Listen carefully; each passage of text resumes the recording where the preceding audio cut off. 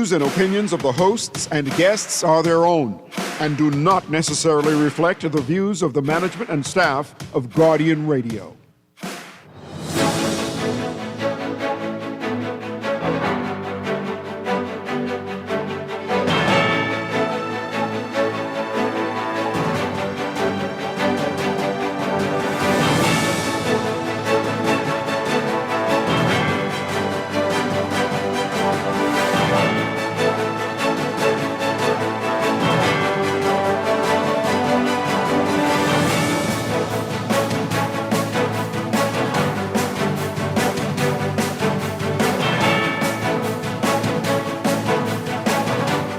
Good morning. The Office of the Prime Minister says the actions of one officer do not define the integrity of the Bahamas. A Defense Force Marine and an ex-con remanded on armed robbery charges. And 15 get a PLP nomination for the upcoming general election. It's all straight ahead this morning. I'm Dwight Strachan, and this is Morning Blend.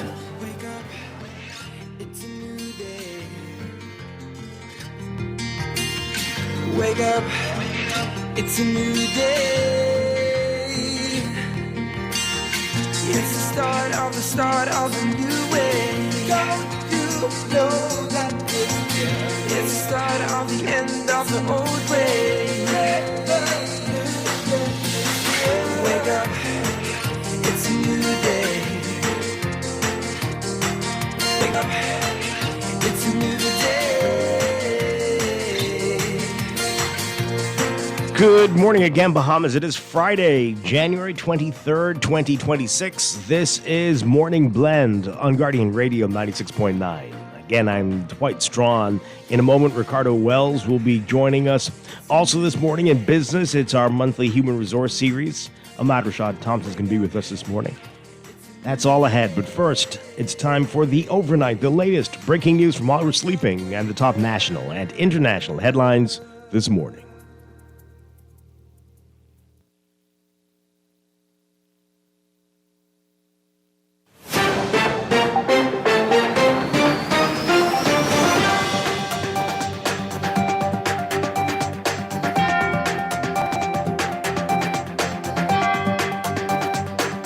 In the overnight, Director of Communications in the Office of the Prime Minister, Latrey Ramming, says that the actions of one person do not define the integrity of the Bahamas. He was responding to former Royal Bahamas Defense Force Chief Petty Officer Darren Roker being sentenced to 4 years in a U.S. prison after he pleaded guilty to conspiracy to import cocaine into the United States. During Roker's sentencing hearing on Wednesday, his lawyer, Martin Roth, reportedly told the court that the entire system in the Bahamas was corrupted. Social media post yesterday, though, Ramming said, quote, the government remains resolute in its zero-tolerance approach to corruption and drug trafficking and continues to cooperate closely with international law enforcement partners while strengthening internal accountability, oversight, and enforcement across all agencies. Individuals who betray the public confidence and the actions of any one person do not define the integrity of the nation or the many public officers who serve honorably every day. Roker, who was convicted of abusing his position as a Defense Force officer to help drug traffickers evade capture in exchange for money to deal with U.S. prosecutors. His lawyer also said that Roker is terminally ill with prostate cancer. Roker was among 11 Bahamians and 2 Colombians who were indicted in New York in 2024 and charged with conspiracy to import cocaine, possession and use of firearms, and possession and firearms conspiracy. Meanwhile, in a statement yesterday, F&M leader Michael Pintard said the Bahamas cannot ignore the gravity of what has occurred, saying, quote, a senior officer entrusted with sensitive responsibilities was found to have abused his position for personal gain and facilitated criminal activity that undermines our national security and damages our international reputation. That serious breach of trust demands our reflection and action.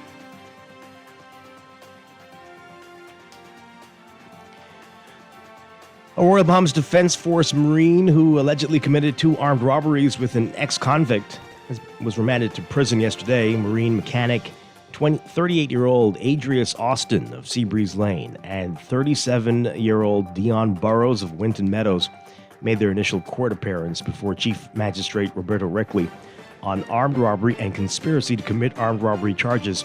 Burrows was also charged with attempted murder, possession of an unlicensed firearm, and ammunition. It's alleged that the men robbed Chance's web shop employee T. Wilson of $1,238 on January 6th. Austin Burrows armed robbery and conspiracy to commit armed robbery in relation to the incident, and Austin is charged to armed robbery by himself. The men are accused of the January 16th armed robbery of Deshona Roll when she was robbed of her handbag that contained more than $1,500 while outside on Carmichael Road. Burrows is accused of Roll's attempted murder.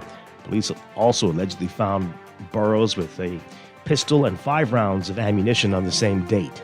The matter was adjourned to June 11th for the presentation of a voluntary bill of indictment. In 2023, Burrows was convicted of assault with a deadly weapon, possession of a firearm and ammunition, and sentenced to 2.5 years. The conviction stemmed from an incident in 2019 at Primetime nightclub where Burrows fired a pistol into a crowd and was arrested by police at the club. Austin testified on Burrows' behalf at the trial.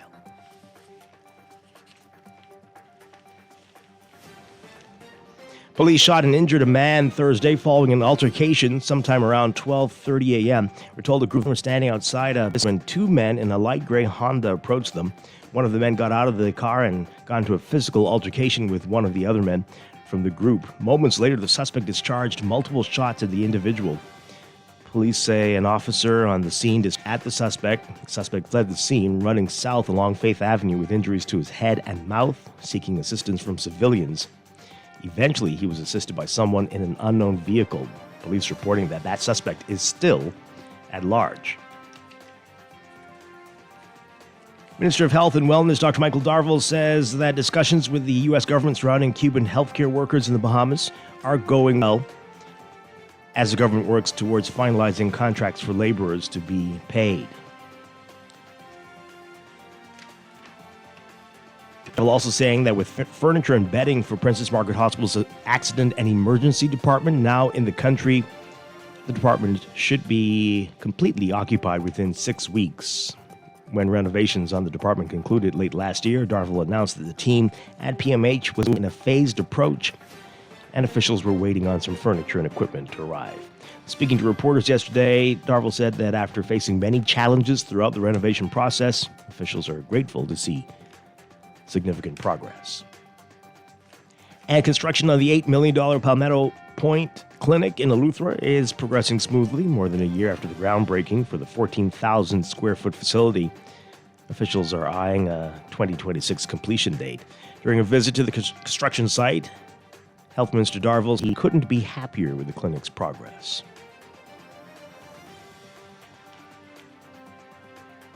The facility is expected to feature overnight rooms, a dental suite, surgical suites, a prenatal section, and numerous other medical specialty facilities. Darville says it'll be a hub for healthcare services on the island. And Prime Minister Philip Davis urging voters to stick with the PLP and not risk everything on the FNM, which he claims is a party that has, quote, shown you nothing. Davis made the comments during a rally at PLP headquarters after 15 candidates were ratified by the party's National General Council. The candidates include 11 incumbents: Kirk Cornish for North Abaco, Leonardo Lightbourne for North Andros, Wade Watson for Bain and Grantstown, Patricia DeVoe for Bambootown, Sylvanus Petty for North Eleuthera, Clay Sweeting for Central and South Eleuthera, Wayne Monroe for Freetown, Lisa Ramming for Marathon, Dr. Michael Darville for Tall Pines, Zane Lightbourne for Yamacraw, and Darren Pickstock for Golden Isles. Senator Michael Halkitis ratified for St. Barnabas, and 3 newcomers were among the candidates introduced last night: Bradley Fox for Central and South Abaco, Ronell Armbrister for Mycal, and Owen Wells for St. James. The Prime Minister acknowledged that some PLP aspirants were disappointed that they weren't ratified, saying, quote, every family has times when the decision does not go the way we hoped, but what defines a real family is once a decision is made, the family stands together. That is who we are. That is who we have always been.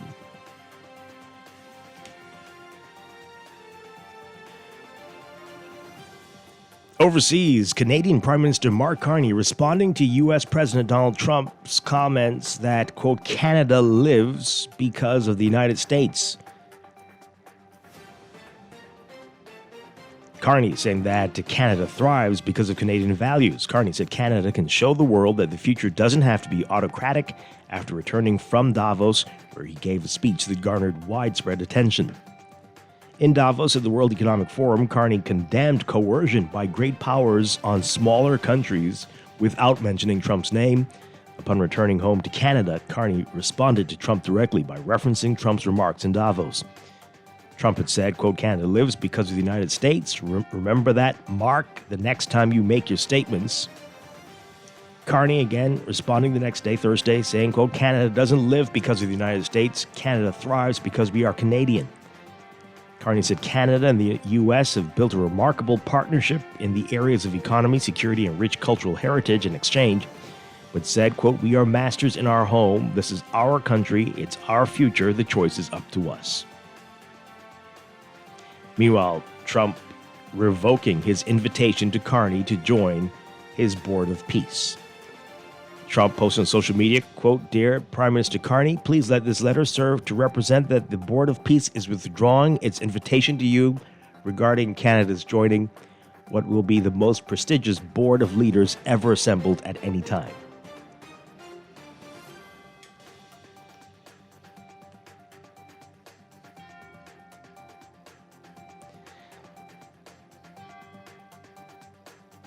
And Russian President Vladimir Putin discussing the settlement in Ukraine with U.S. President Donald Trump's envoys during marathon overnight talks, and the Kremlin insisting that the territorial issue needs to be resolved to reach a peace deal.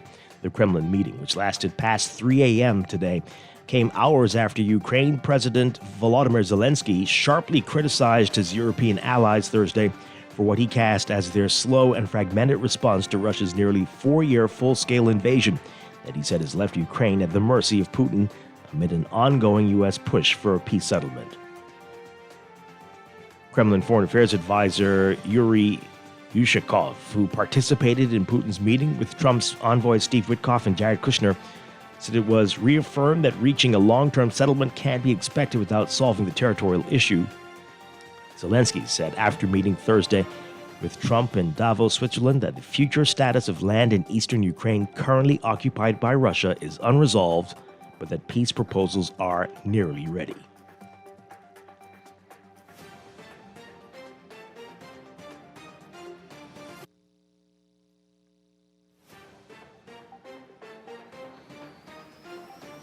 And Japanese Prime Minister Sanae Takahashi dissolving the lower house of parliament today, paving the way for an early election on February 8th. The move is an attempt to capitalize on her popularity to help the governing party regain ground after major losses in recent years. But it will delay parliamentary approval for a budget that aims at boosting a struggling economy and addressing soaring prices. Takahashi, elected in October as Japan's first female leader, has been in office only 3 months, but she's seen strong approval ratings of about 70%. Her liberal Democratic Party could still face some challenges as it reels from a series of corruption and the party's past ties to the Unification Church.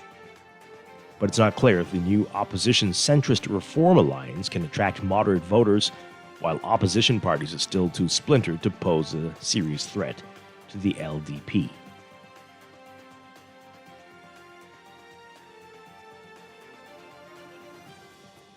And firefighters and security forces battling blazes in Chile that have killed at least 21 people and ravaged swaths of forest. They're facing other dangers, too, from attempted attacks to the threat of drones. The flames, among the worst tragedies in the country's recent memories, have reduced 176 square miles of woodland and a handful of towns to ashes, according to the latest report from the National Forestry Corporation. The total area burned in the current fires has already far surpassed the area consumed by a fire in 2024, which destroyed more than 33 square miles and claimed 131 lives.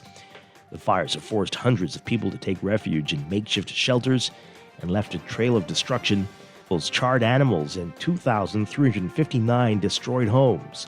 On Thursday, the death toll rose to 21 and the number of injured to 305. The number of victims and the extent of the damage likely to rise.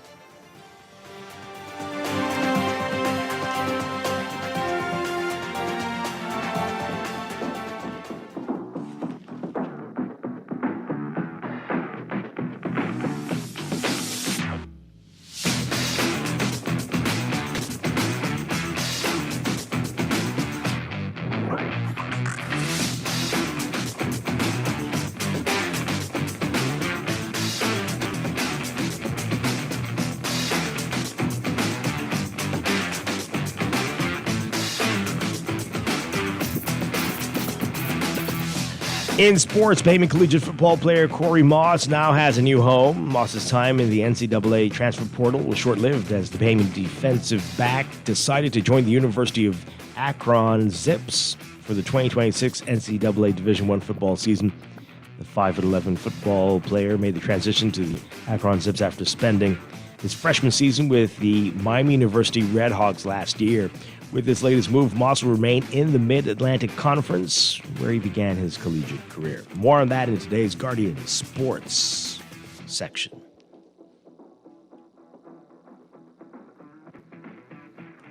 And from the NFL, before they even began the process of interviewing more than a dozen people for their coaching vacancy, the Baltimore Ravens knew plenty about Jesse Minter, and now he has the job. The Ravens hired the 42-year-old Minter Thursday, just over 2 weeks after they fired longtime coach John Harbaugh.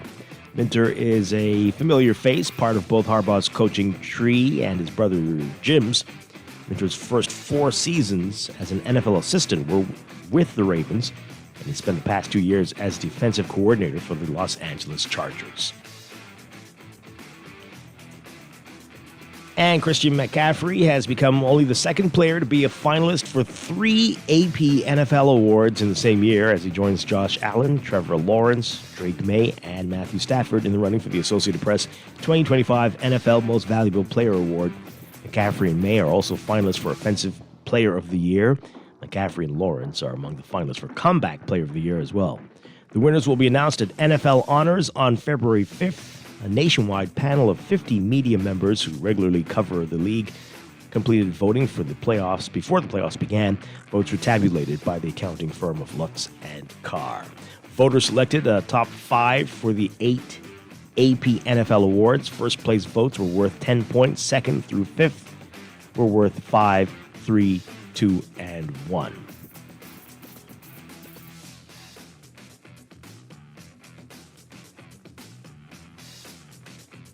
That's sports, and that's the overnight. Time for your first look at weather.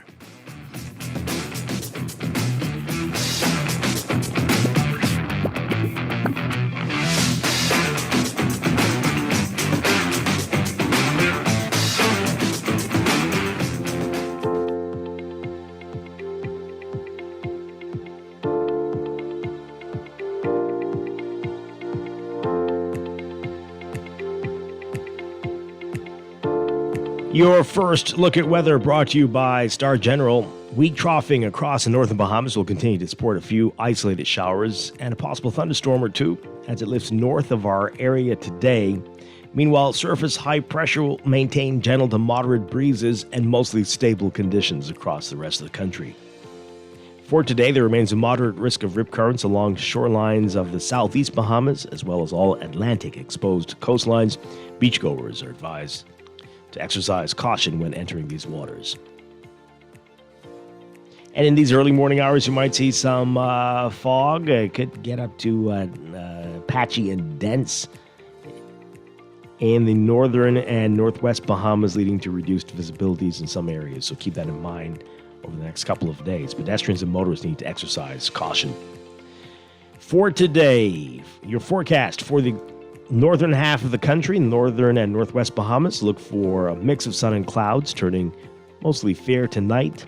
A 10 to 20% chance of a few isolated showers and possible thunderstorms. Winds east to southeast at 10 knots. For the southern half of the country, the central and southeast Bahamas, partly to mostly sunny today, becoming fair tonight. About a 10% chance of spotty showers. Winds easterly at 10 to 15 knots. Again, the warming trend continues. We're seeing highs in the low to mid 80s across most areas today, around 28, 29 Celsius. Overnight lows tonight in the upper 60s for the northern half of the country, around 19 Celsius, and the low 70s for the central and southeast Bahamas, around 22 Celsius. That's your first look at weather this morning. We'll have your extended outlook coming up in a bit. This weather check brought to you by Star General Insurance Made Simple.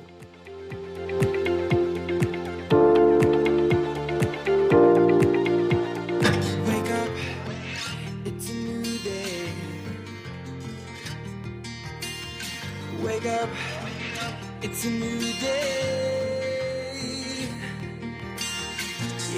You are listening to Morning Blend. When we come back, we're discussing the day's top stories right here on your home for fresh news and smart talk all day. Guardian Radio 96.9. It's a new day. Wake up, it's a new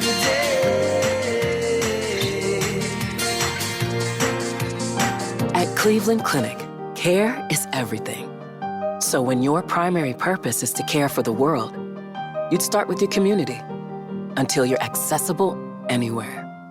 You make complexities your specialties and put compassion before anything else, all to redefine what's possible. For everyone, everywhere. For every care in the world. Cleveland Clinic. Tired of banks forcing you to use technology to bank the way they want you to? Your convenience is important. So no matter what your banking needs, Commonwealth Bank's friendly staff are always available in branch for that personal one-on-one service. But when you choose technology, our online and mobile banking app offers you state-of-the-art functionality. The choice is yours.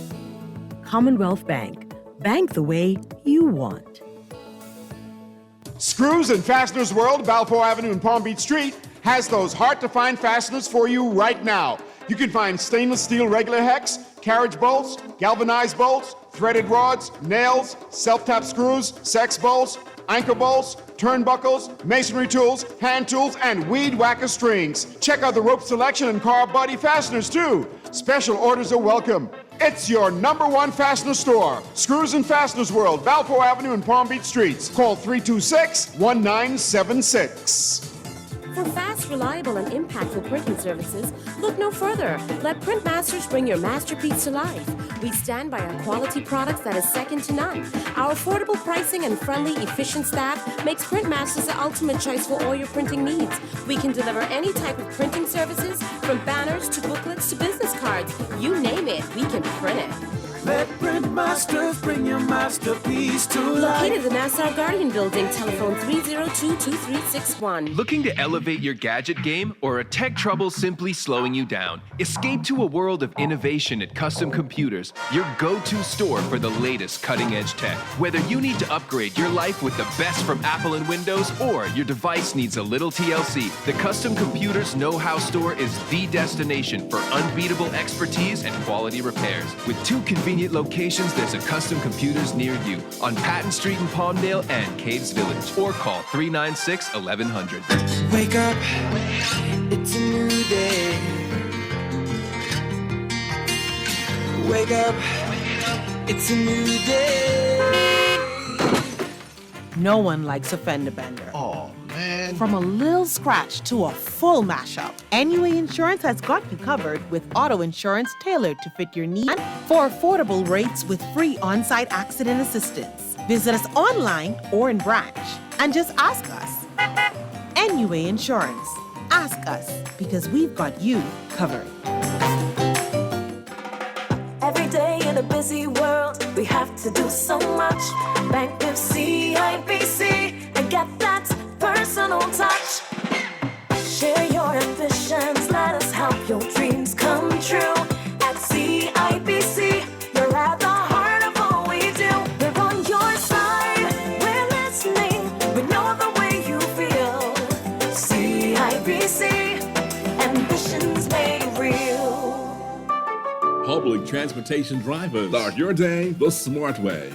Roka's gas station. Get a whopping 12 cents per gallon off diesel. 24 hours a day, 7 days a week. It's unheard of.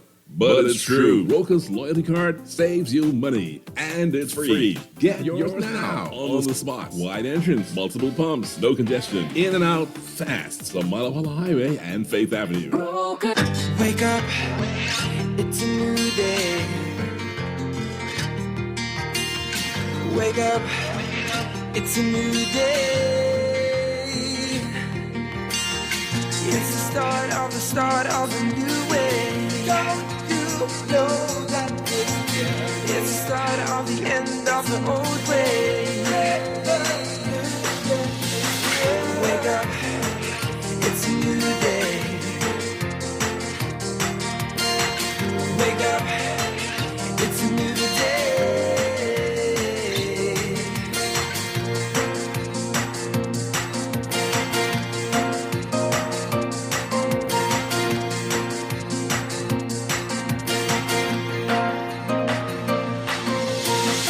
Wake up, it's a new day. Wake up, it's a new day. We are back with Morning Blend on Guardian Radio 96.9. We're streaming live on GuardianTalkRadio.com and on the Guardian Radio app for smart devices. We're also on your televisions on Cable Bahamas Channel 969 and BTC Flow Channel 612. You can tweet us at MorningBlend969 or Facebook.com/MorningBlend969. Text us 422-4796. Standard text rate supply. Once again, I'm Dwight Strachan. Joining me now, Ricardo Wells. Ricardo, great to have you with us again. Pleasure. All right, so we got a lot to talk about, a lot going on. Also on the show, though, it's time for our monthly series, our Human Resource series. Ahmad Rashad Thompson is going to be joining us in our business hour at 9 o'clock, so stay tuned for that. But right now, a lot to get to in the news.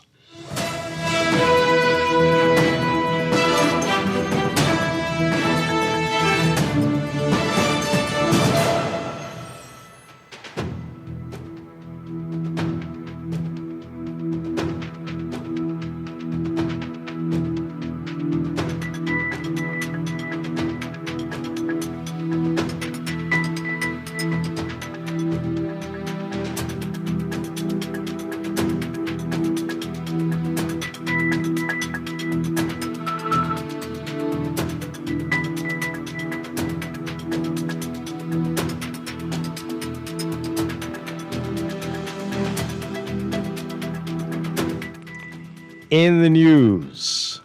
All right, a lot going on. I'm tempted to get into Canada and Mark Carney and what President Trump. But we're not going to do that today. Not today. We've got a lot going on here. You have to reserve an entire show. Do an international. Geopolitics, yeah. I think we may have to do that. Indeed. All right. So, but there's a lot to get to. So I think we'll do this first, and then we'll get to what we talked about yesterday. There actually was response, and we simply need to say something. And it came out later in the day, finally, from the Office of the Prime Minister. I don't know if that is what we wanted. I think it's the best we're going to get for right now. But oh boy. And then the FNM issued a statement as well. We'll get to that in a bit. And a lot of interesting stuff happening in the courts. But the big headline, the NASA Guardian, 15 get PLP nod. The Prime Minister, well, I guess when you talk like this, you're supposed to say, don't say Prime Minister, right? I don't know. Anyway, he is the Prime Minister. Prime Minister Davis urging voters not to risk everything with the FNM. Okay, so our Rachel Scott writing about it. Prime Minister Philip Davis last night urged voters to stick with the PLP and not risk everything on the FNM, a party he said has, quote, shown you nothing. Davis made the comments during a rally at PLP headquarters after 15 candidates were ratified by the party's National General Council. The candidates include 11 incumbents: Kirk Cornish for North Abaco, Leonardo Lightburn for North Andros, Wade Watson for Bain and Grantstown, Patricia DeVoe for Bambootown, Sylvanus Petty for North Eleuthera, Clay Sweeting for Central and South Eleuthera, Wayne Monroe for Freetown, Lisa Ramming for Marathon, Dr. Michael Darville for Tall Pines, Zane Lightburn for Yamacraw, and Darren Pickstock for Golden Isles.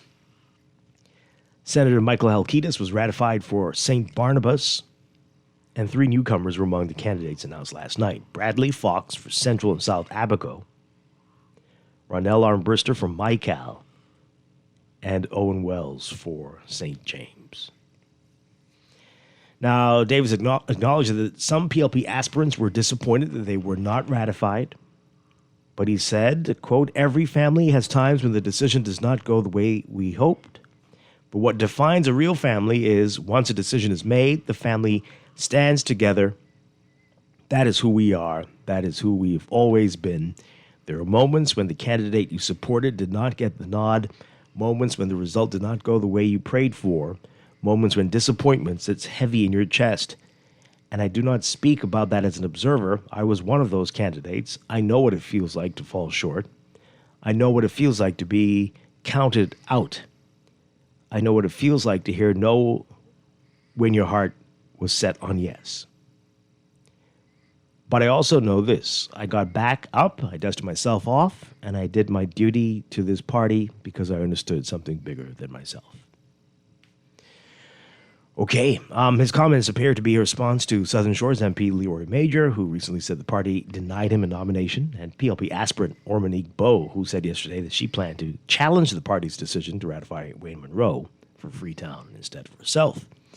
Davis and others who spoke at the event said the party needs a second term to complete the work that it has already started. Davis himself saying, quote, progress is not perfect. Progress is built step by step, and the question before you is simple. Do you move forward with the government that has delivered, or do you risk everything on a party that has shown you nothing? So though it was almost rained out, the PLP carried on with the rally. I'm sure those folks there didn't notice any rain. They did. You what? They noticed? Yeah. Oh, okay. Saw the umbrellas out, so. Oh, well, Watson said he... Yellow, right? Gold? See, that was part of the plan all along. Watson said he was thankful to be ratified. He said, well, PLPs, it's winning time. We want 2 straight. We want the whole hog. Okay. I don't know about that language. He meant that figuratively. Well, our Armbrister pledged to Mycal that she would work for the far-flung constituency. Mm-hmm.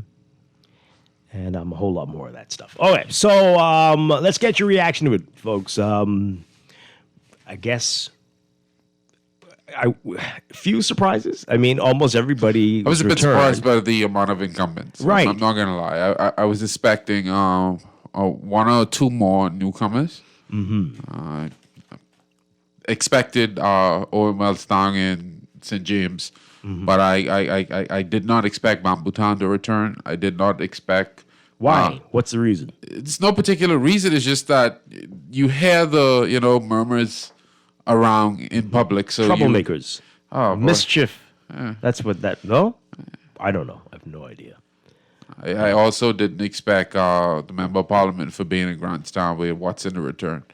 Why not? Again, you just hear a lot of things. So those were the things that Isn't that what they say? Don't listen to the noise in the market? Well, now I'm realizing with the PRB that is the truth. You should not listen to the noise in the market. Right. Just wait for what they have to do to actually come on. I mean, this is a pretty decent slate. Let's get your reaction to it, folks. 323-6232. 325-4316. 325-4259. Call us toll free, 242-300-5720. My thing is the number of people who were challenging the incumbents. I was surprised at that. I don't recall ever seeing so many. I think that's always been the case in Really? PLP, yes. I can remember my first time meeting Ormonique. I think that's the correct way to pronounce her name. She was back then like a campaign general. This is way back when Wayne Monroe attempted the first time. Yeah, but he wasn't an incumbent then. Right, but what I'm trying to say is they had a push in, not Mount Moriah, in, what was the constituency called before it's Freetown? Whatever it was before that. Mm-hmm. But they had competition. The PLP has always had competitions in certain constituencies. Okay. Another being in Grantstown. Interesting. Let's hear from you. Let's go to the phone lines. Good morning, caller. You're live on the air. Hey, Dwight. Good morning. How you doing? Doing well. Good morning. and also to your guest in studio. Good morning. Before I make my comments on Mr. Davis's remarks last night, wanted to ask a question. The annual budget for the country, is that due by the end or the 1st of June? The budget year starts in July 1st. So debate usually begins in May, June. Right. So is it fair to think that a budget has to be, because that's law, right? It has to be passed by then, right? Yeah. The fiscal year starts July 1st, yes. Right. So it is fair to say that the elections would more than likely precede the budget publication and passing and all that other extra stuff. So Not necessarily. not necessarily, but it's logical. I feel like the other way around is logical. You would see You election think they're there. going to do the budget before election? No, I think they're going to do it after the election. Exactly, my logic.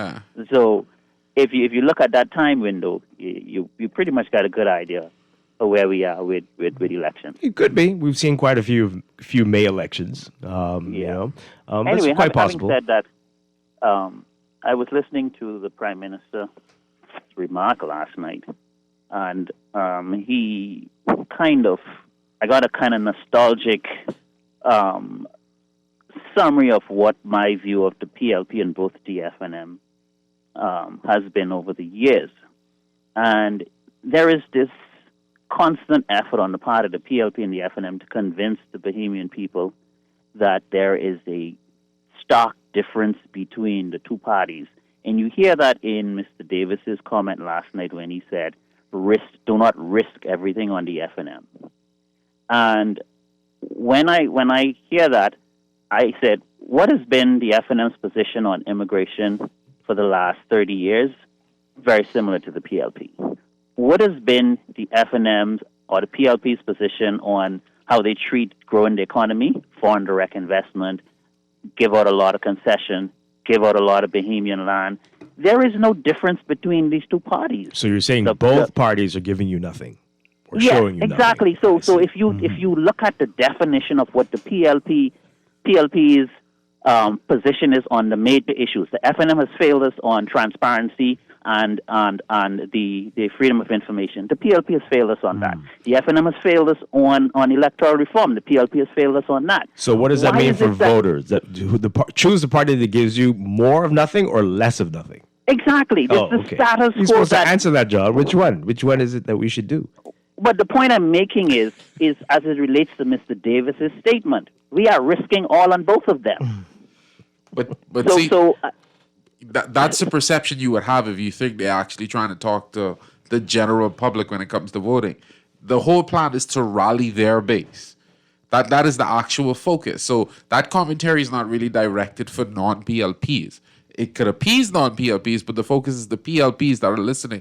Do not allow yourself to be swayed by the other side or be misguided or misdirected. Does that happen? That's the way these politicians But that doesn't happen. They don't do that. They just don't vote, right? So, boy, I'm the gonna- lag I've seen spread across social media the last couple of days is the PLP is getting the machinery ready, and once the machinery mobilized, you're gonna, and that's what this talk is all about: getting that base rally to the point to turn out. While they are speaking to their party base, I'm speaking to the Bahamian people this morning. And I'm saying that we, as it relates to our conversations, our perspective, there's an interesting article in, it's a letter that was published in a platform called Bahamianology. They capture a lot of Bahamian history, et cetera, et cetera, et cetera. And the topic was, how did the Bahamian people, explaining how the Bahamian people got trapped in a two-party system. And it is this very conversation that we are having this morning that speaks to it, because when you listen to Mr. Davis, he is feeding out much of the same. The status quo, this whole term was about the status quo. So I close by saying this, Dwight, that I invite the Bahamian people to call the PLP and the FNM to a higher standard, take them back to what the original social contract they had with the Bahamian people was about. The standard and the bar is too low for politics in this country, and for the Prime Minister to get up and try to tell the Bahamian people that the PLP has not given us a status quo government for the last 5 years. Wow. Thank you. Okay. It's a lot. Thank you for that. Okay. So I guess, I don't know, is he not impressed by the slate? Caller, good morning. You're on the air. Well, good morning, boy. Your caller just now actually set the bar where it should be. But, the Bible talks about this, though I speak with tongues of men and of angels, but have not love, I am become as a sounding brass and tinkling cymbal.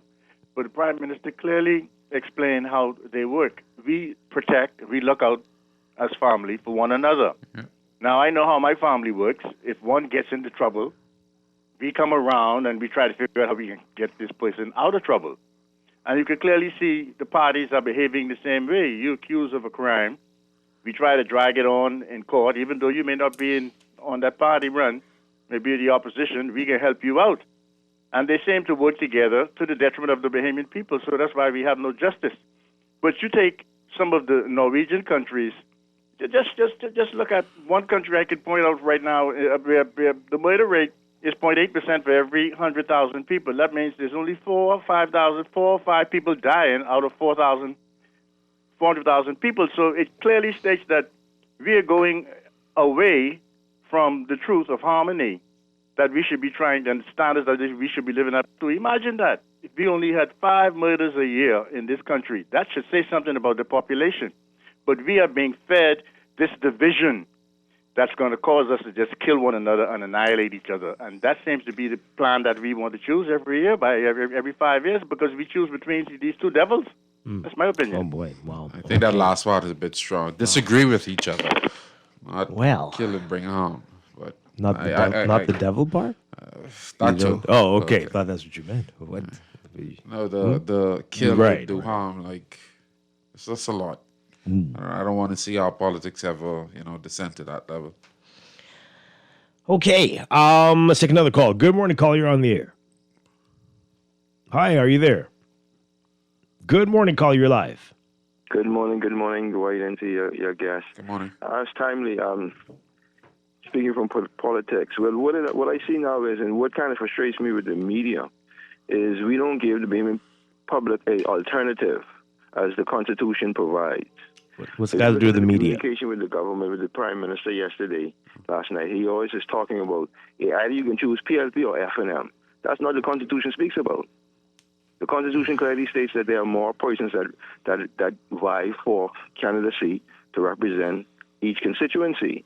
They're called independents. Unfortunately, the media doesn't provide enough platform or exposure. Even on communication issues, y'all don't communicate with an independent view. Y'all get every party view except for independent. That's not the media's fault. I disagree with you. It's up to you as a candidate to make yourself available, make yourself known, and reach out and be a part. Try to see if you can be a part of stuff. Right? And then it's not your public relations agency. So you and your team, if you have a team, have to do a better job. And that's just how it is. The parties have a massive machinery behind them, and they're working. We're not like, they don't live here, So it's a lot of stuff happening. So I feel your pain, though. But yeah, let's don't blame the media for that. But it is a David versus Goliath type scenario, unfortunately. But good luck, and we're open. Give us a call. Let us know when you want to come on, those type of things. Caller, let me just add to that part. I think what the caller needs to recognize is the fact that there are now so many avenues for free media. If you're able to position yourself and make sound, salient points, you're going to rally your base naturally. And then that base will rally you into positions to address matters on the national media stage. So you could start off with the social media platforms and just work your way up. It's not somebody who's supposed to just go and meet you where you're at and say, oh, this is what this person is saying, and then bring it back. Yeah. And again, you as one versus, how many now seats? 41. And they're trying to get as many of those candidates on as possible. You're not going to be able to be on 41 times. Although I don't think they'll be on 41 times. But I'm just saying. Right? So it's really, I'm sure it's frustrating, but yeah. Caller, good morning. You're on the air. Hey, good morning, Dwight. Hi. And good morning to Mr. Wells. What's your name? Ricardo Wells. Yes, sir, Mr. Wells. Mr. Wells, I enjoyed your commentary yesterday, Mr. Wells. Thank you. Really did. Appreciate that. But Dwight, the status quo, you know that's my favorite word, right? Yes. You need to trademark it. Yeah, I need to trademark that, Dwight. But I don't know if I can be able to get it from these two status quo government parties. Oh, right? boy. Because, Dwight, these guys, they are the protectors. And hey, John, kudos to you too, John. Because, these guys are a protector of the status quo. They literally protect nothing growing in this country. And who can't see that? They probably need the PLP and the FNM needs to understand that they are elected to grow a nation and not their personal nations, right? What is called the PLP or the FNM. They was not elected to grow those. They was elected to grow the Bahamas people, nation as a whole. And I agree with what John said. We have to try to find a way to dissolve this crop, because at the end of the day, it ain't make no sense you voting for the PLP or the FNM, because there's no way you're not going to get the same result. I mean, and cause here's what I like to show. So Lyndon, Hubert Ingram came, and he didn't do better than Ingram. Perry Christie came, and he didn't do better than Ingram didn't do better than Spilding. Perry didn't do better than Ingram. Millis didn't do better than Perry. And now here we are, right? So when we can see some form of upliftment inside this country, because from Lyndon lost the election, we saw the nose started to rise a little bit, and then it gone right back down, and now we almost are plummeting. We got to fix this country, because these guys, I don't know if I really don't think they're interested in fixing this country. Right? You guys have a nice day. Okay, all right. I have that. Oh, boy. Do majority of Bahamians not recognize that the people amongst us make up these parties? Like, if you talk to some of these people, they represent themselves as party first. Yeah. Like, I've heard it in conversations, people say emphatically, I am a PLP. When we have in national conversations. That is a big part of the makeup of these people. They're not going to just set that aside because we want them to think about making a country better. A lot of these people are entrenched because this is It's very sad, because I'm thinking about it. People will know that you're a part of this party before they know your real name. They know you as a nickname, but they don't know your real name. But they know that's a PLP or that's an FNM, and that says a lot about. Like, if you people. just took the time between 4:30 and 5:30 yesterday, drive through some of the communities that had candidates being ratified, you would see people in mass dressed up, PLP paraphernalia, and you would recognize that, no, this is a big deal to them. This is a big part of their life. It's politics, it's church, it's junkanoo. This is a big part of their life. So you coming to them and trying to talk about national issues, what is better, who's been better for the country, that does not matter. Wow. Well, that's scary. Now, do we all agree with that last caller, though, that nobody did anything at all? I'm sure every single prime minister we had something they can some have more than others, but things they can crow about that they did improve. So let's be fair. No one has been perfect, but we've had great progress under all of the prime ministers. Definitely might not have been as much as they promised. No, definitely was not as much as they promised, but everybody did a little something. Some did a lot of somethings, and a lot of it was good for everyone, even the ones that I think were terrible. Even they did some good things. Yeah. Caller, good morning. What say you, though? Are you there? Yeah, morning, Dwight. Hi, good morning. Yeah, morning, Ricardo, New England, Wells. Good morning. Good morning. It's a good week. It's a good weekend. I'm sorry, Bo Nick's going down. I don't want y'all to be too bad. I don't want y'all to go to the soul. As a Dolphin fan, New England is our most hated team. Oh, and then the Buffalo Bills. You're still proud to say that you're a Dolphin fan, yeah? Yeah, we was here still in night, Mike. You're Kansas City. You all better watch it in the AFC. You was here, new coach, new general manager. Ross said he won a Super Bowl before he did. Yeah. Hey, Ricardo, I don't want you to sleep, though. They ran a crowd, too, now. Because in Bamboo Down last year, they boy, all my son, them, they ran up all of them. But they pay all them, put them on bus, and then give them a couple dollars to come out there behind that woman out there, the representative for Bamboo. So they just ran a crowd, too, now. They only get spoiled for all them PLP for Pal for me, you see to them corners and things, say that, too, now. How much do they charge for that? How What's the going rate? What's the going rate right now? Each boy said is get a couple of dollars. Then Is it money or food or drinks? What is it? All of the above. All of the above. Okay. Very lucrative industry. Man, I see some big ball of vodka and things going on in them bus and things with them and things do. Man, look here. Hey, but I agree with the first caller, boy. I agree with the first caller. Like the second caller said, he really set the bar. But Dwight, did Robin Lyons get nominated? No, not yet. There's still, I think, 13? Yeah.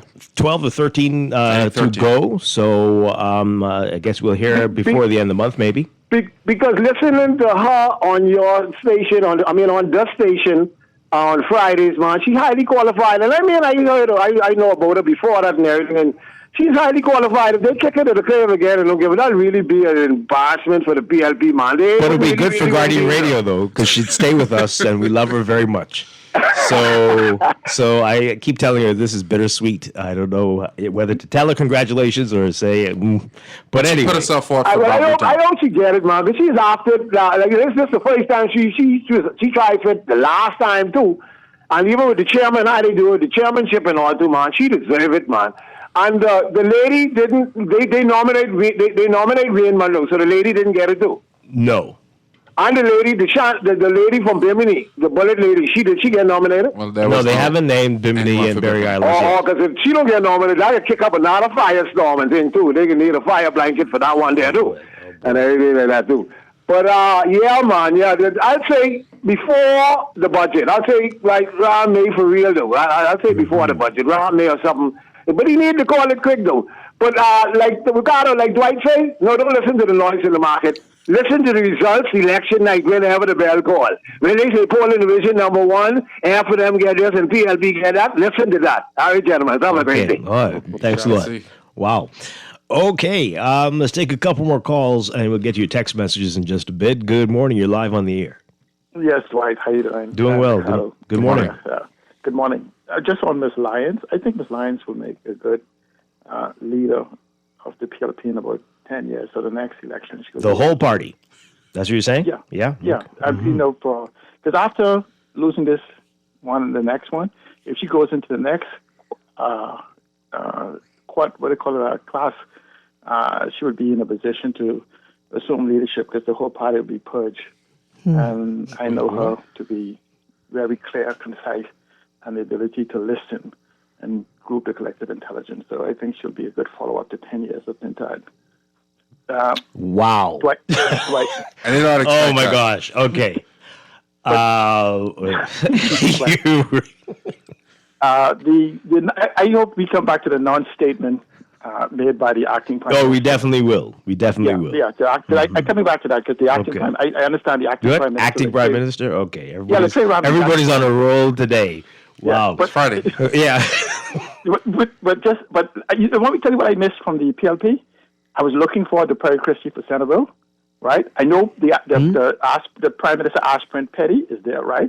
We already did the Prime Minister Aspirant. I forgot that he said that. Oh, okay. Right. Yeah. I know you already have the other aspirant. Or blocked it out. I think I blocked it out. Right? And what my really thing is, I really thought that the other Prime Minister Aspirant minister would be called for the seat that he has. See, Alan, you didn't tell me you were calling to do comedy today. I don't know what's going on here. They can only be seeking to lead the PLP. This is the thing, and then you have Cooper in there. So I'm just saying, I'm gonna look forward to the full nomination slate, and then watch the knives come out because the only way they're sent to the position is to make sure the party loses. But what the Prime Minister said, you have to ask yourself, and I know that people talk about this concept that nobody's done anything. If you look at the growth of the Bahamian economy from 1973 to now, you'd have to be delusional to say that we have not done a tremendous job of growing the economy. And so when you look at the formal and informal economy, we can essentially say, in spite of what we say, the numbers are closer to 20 million. Dwight, you and I had this conversation before. when one time I told you the economy was 14 billion or so, and they were telling something else, and eventually the central bank governor came and adjusted. Let me say this, right? So here it is that we have grown, and of course the middle class is dying. But what has happened is that our problem is that we have created this thing called the dependency diet.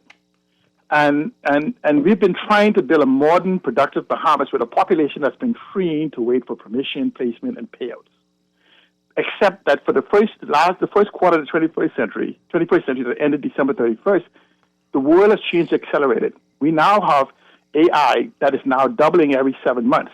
So even the technology that we used to wait on for 18 months is now being reduced. And as we progress, you have the prime minister that gave a speech about tearing down walls. You remember the Life of Key speech and then the University of Bahamas speech? When you listen to the speech, he talked about tearing down walls that no longer existed except in the minds of Bahamians. So essentially, we've not had leadership that brings together the progressive team that understand that countries are built on legislation, policies, program, processes, procedures, and protocols. And so somehow we need leadership to flip the script, to understand that the tools for access to finance, we're waiting for banks that don't know what to do with the $3.5 billion of lazy money in their air accounts or the $4 billion of dead money in the bushes. Yet we have fintech, property tech, and all of these different things that moves around the world. We talk about a country that needs 60,000 homes where people will not qualify using the standard mortgage procedures we have. We talk about businesses that looks for these 20% down with everything when businesses around the world is in fund on idea. See, so what I'm saying is, when you talk about leadership, so we need a leadership that asks for that instead of we have a complaint about what you should do for the past. And we see this in even our talk shows and social media where we spend a tremendous amount of time talking about what happened and who the blame game is, as opposed to talking to ideas on building forward. And but here's the challenge, though. I know you are leaning in a direction, but people don't see any leader, anybody vying for leader who seems to understand what you're talking about, right? And that's the concern for a lot of folks who aren't very vocal. They don't call into talk shows, but they don't think anybody is prepared or has the ideas to get us to the future that you speak about every day. And so that's scary. But I really just want to thank C. Allen for reminding me that the MP from Eleuthera, he was supposed to take a 5-year break, right? Well, he said he would, in 5 years, be ready to be the leader. Oh, I thought he said he was going to take a 5-year break and then come back. But plenty of people have changed their tone from what they were saying just I'm happy he's not taking a 5-year break, if that's indeed what he said. Well, some people wouldn't have noticed. Good morning, caller. You're on the air. Are you there? Hello. Hi, good morning. And good morning to your co-host. Good morning. Everybody this morning was right on point except C. Allen this morning. I know what's happening with him because he's still campaigning for more of the same. Finally, the Bahamian people are waking up. Finally. John was right on point, and any caller that calls, with the exception of C. Allen this morning, should be right on point with John. For years, Grammy Boy has been saying the FM and the PLP are one in the same. They've been saying it. It was taught to Sir Lyndon Oscar Pinling when he first started up in politics by Mugabe of Africa. Mugabe of Africa told Pinling to keep your foot on them, keep them down if you want to stay in power. Pinling, however, came back. He didn't put it out there yet because he was still a young upstart, and it wasn't until Kendall Isaacs and those guys tried hard to get... Okay, so but you heard what C. Allen just said, right? Too many people talk about the past. We got to talk about where we are now. No. This is what... I can get there right now. Come 2 seconds. When he told Pinling, keep them down, Pinling came back and on his sick bed.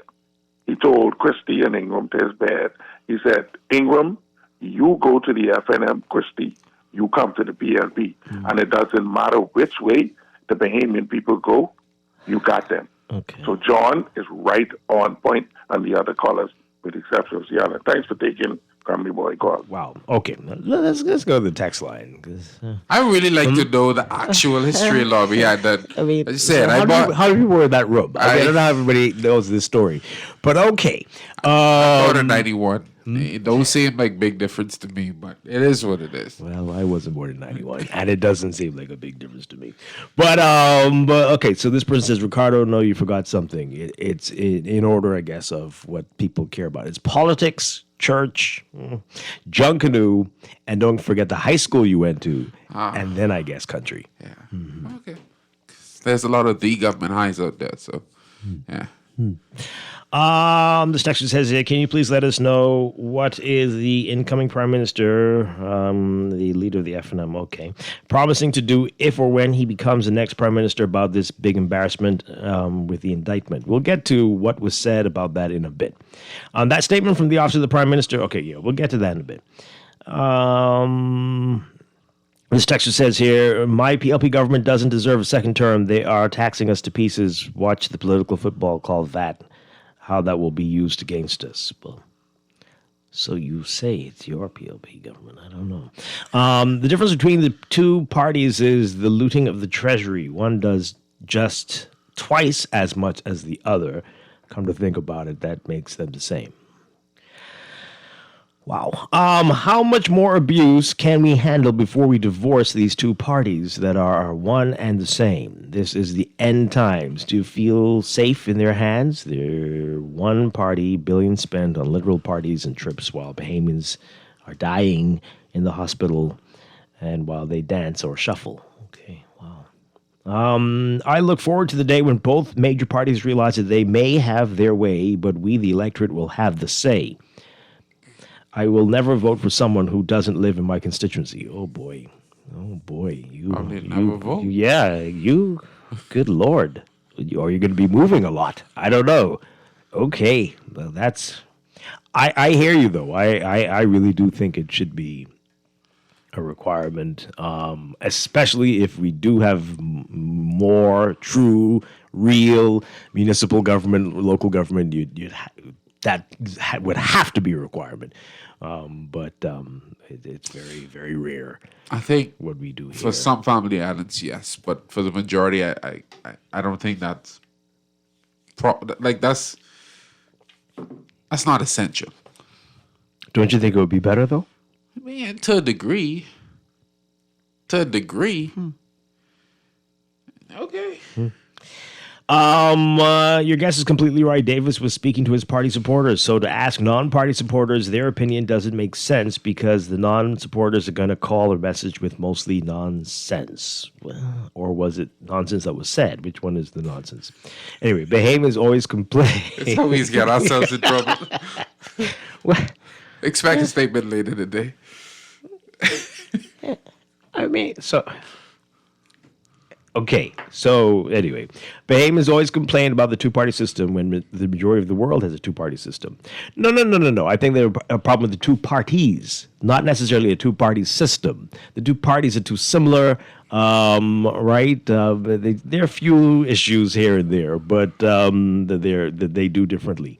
But they're very similar in what they believe in and and what priorities are. See, this we have to have a separate show on this too, because somebody has to at some point define where these parties stand on actual issues. Well, if they would allow us to have debates with them, and right, then we could find out. But everyone within the party they're not on the same page. Yeah. Right? From each party release a 10-point plan. Let me know where you stand on the major issues.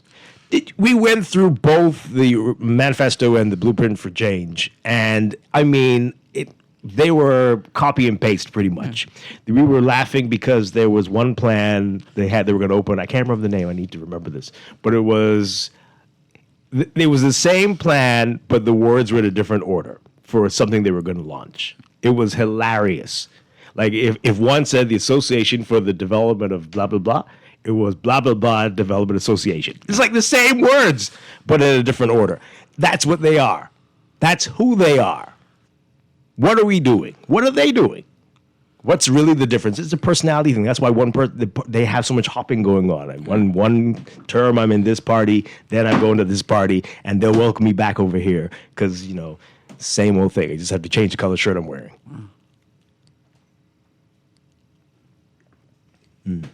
But there are a couple differences. One day we'll talk about those. And they won't like they won't like what I have to say about what the differences are because it doesn't show either of them in a positive light. But it's still very similar. Well, I think we need to have that show then, because there's a large percentage of the population that really don't see any difference. Yeah. It's literally just a color thing. It's a comfort thing. When we point it out to you, you'll say, "Oh, I can't vote for any of them." But that's the difference. I think I know the difference, but yeah, we'll talk off here. All right, we're going to go to news. We'll pick this up on the other side, and we'll get to the statements about the indictment and what's going on in the U.S. That's all ahead. This is Morning Blend on Guardian Radio 96.9.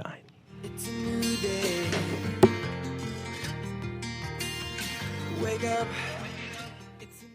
This is Guardian Radio 96.9 FM, streaming on GuardianTalkRadio.com and the Guardian Radio app. Nassau, Bahamas.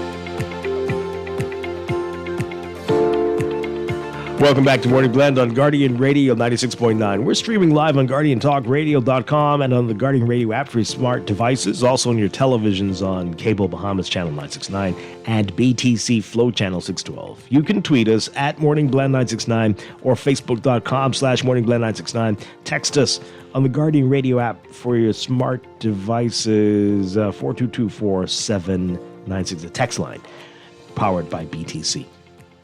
And now at 8:23, it's time for another check of your weather for today, brought to you by Sherwin-Williams. So we've got weak troughing across the northern Bahamas. That's going to continue to support a few isolated showers and a possible thunderstorm as it lifts north of our area today. Meanwhile, surface high pressure will maintain gentle to moderate breezes and mostly stable conditions across most of the islands. So the warmer temperatures that we're seeing, that's going to continue, and more stable conditions expected to continue into the weekend as high pressure dominates the weather across the country. A developing area of low pressure in the Gulf of Mexico will move across Florida Sunday. That's going to drag a cold front into the Bahamas by Monday into Monday night, with the potential for some showers and thunderstorms along and ahead of the frontal boundary. Winds will quickly freshen behind the front, and high pressure is going to build across the islands by Tuesday into midweek. Until then, though, for today, there remains a moderate risk of rip currents along shorelines of the southeast Bahamas and along all Atlantic-exposed coastlines. Beachgoers are advised to exercise caution when entering these waters. And over the next couple of days, these mornings, you might see some dense fog, patchy, dense fog in some areas of the northern and northwest Bahamas. So exercise caution when moving about in the early morning hours. For today, the northern half of the country, we're looking at a mix of sun and clouds becoming fair tonight, only about a 10 to 20% chance of showers or thunderstorms. For the central and southeast Bahamas, partly to mostly sunny today, becoming fair tonight with about a 10% chance of spotty showers. Temperatures in the low 80s for today, for highs around 83 Fahrenheit, 28, 29 Celsius. Overnight lows in the upper 60s for the northern half of the country, around 19 Celsius, and the low 70s for the southern half of the country, around 21, 22 Celsius. For tomorrow, Saturday, partly sunny during the day, becoming fair at night. Pretty much the same for Sunday. By Monday, that front's going to move through, so partly sunny at first for the northern islands, becoming partly cloudy by the afternoon. And that's for the northern islands. And again, for the rest of the country, partly sunny during the day, becoming fair at night. By Tuesday, partly cloudy for most of the country, partly sunny still for the southeastern islands. That's your morning blend weather check, brought to you by Sherwin-Williams. If you're looking to paint, your local Sherwin-Williams store has top quality paints, expert advice, and everyday discounts to help you save only at Sherwin-Williams.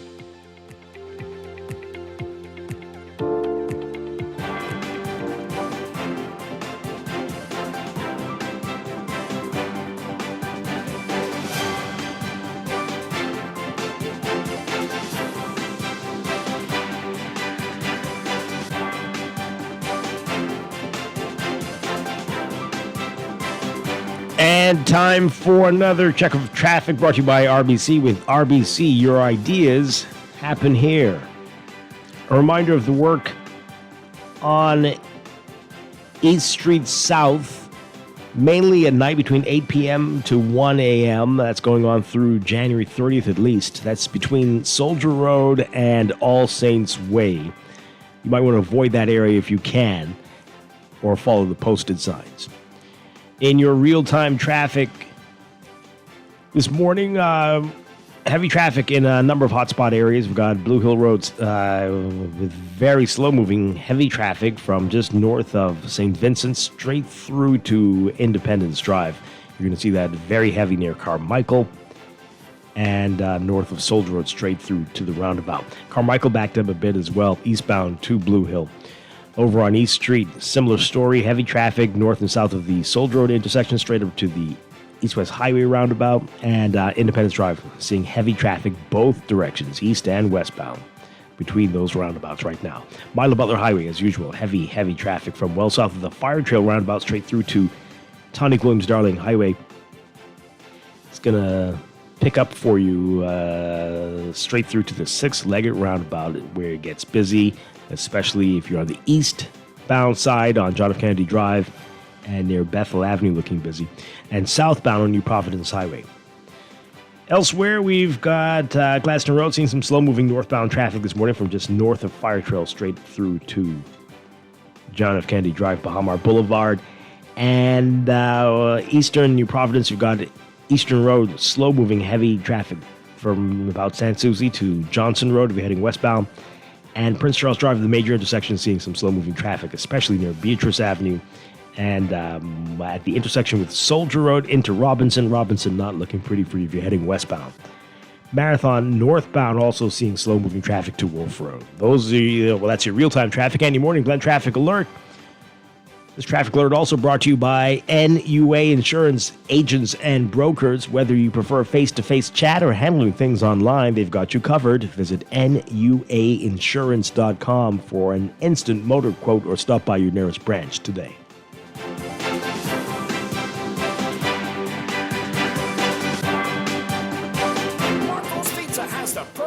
everyday deal. Pick up a large one-topping pizza for only $10 every single day. This has to be the best pizza deal in town. No gimmicks, just great pizza at a great price every day. Fresh, fast, and full of flavor. That's the magic of Marco's. Only at Marco's participating locations. Planning for retirement can be overwhelming, but with CFAL, it doesn't have to be. We offer tailor-made individual, group, and pension solutions that take the guesswork out of retirement planning. Whether it's for you or your company, don't leave your future to chance and let the trusted hands of CFAL's experts guide you toward peace of mind and financial stability. Low upfront costs and affordable monthly payments make it easy for you to build wealth so you can live well. Visit us at cfal.com to start on your path toward financial freedom. CFAL, growing wealth for future generations. Every day in a busy world, we have to do so much. Bank with CIBC and get that personal touch. Share your ambitions, let us help your dreams come true. At CIBC, you're at the heart of all we do. We're on your side, we're listening, we know the way you feel. CIBC, ambitions made real. Sherwin-Williams Bahamas doesn't mess about when it comes to product range and product knowledge. If it's a new product come in the store, we walk the store and study that product. One thing with our boss, if a new product comes in, he takes the time and he's always keeping us up to date with product knowledge. And we just had 9 weeks of different products that we had to study, and we had exams at the end of each product. Yeah. The only way we can sell the product effective, we have to know that product. Yeah, that Yes, helps us to yes. relate to our customers. It gives us better knowledge to know what product to introduce to them. You understand? So we can know what product to give them to use and what product not to give them to use. So product knowledge is really key in Sherwin-Williams. They got the keys. And the key is the product knowledge that comes with our extensive product range at Sherwin-Williams Paints, Bahamas. Find color in every day. Step inside the John Baptiste Jazz Club at Bahamar, where the rhythm of the islands of the Bahamas meets the soul of New Orleans. Every night, the lights dim, the music swells, and the air fills with that unmistakable energy. The kind that makes you close your eyes and just feel. Savor signature cocktails, curated small plates, and live performances from world-class musicians, all in an intimate, artfully designed space where every seat has a story. Whether it's a romantic night out or a spontaneous evening with friends, this is where you want to be. The John Baptiste Jazz Club, only at Bahamar. Reserve your table now at bahamar.com/jazz club or through the Bahamar app, because every evening plays its own tune. No one likes a fender bender. Oh, man. From a little scratch to a full mashup, NUA Insurance has got you covered with auto insurance tailored to fit your needs and budget. For affordable rates with free on-site accident assistance, visit us online or in branch and just ask us. NUA Insurance. Ask us, because we've got you covered.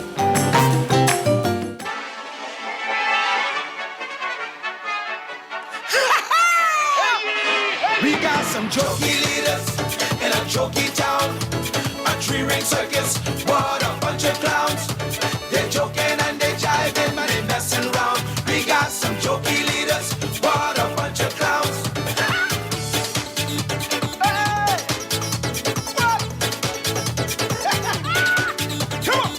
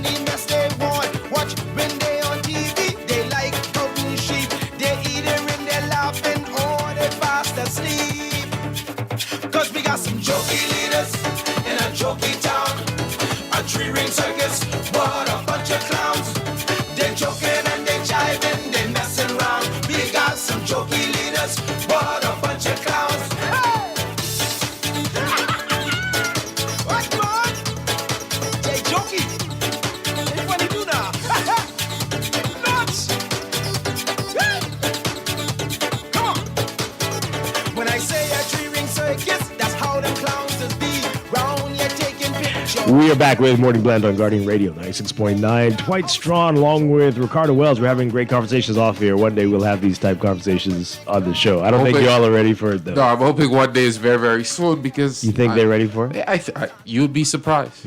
You'd be surprised. Well, I hope they are ready for it.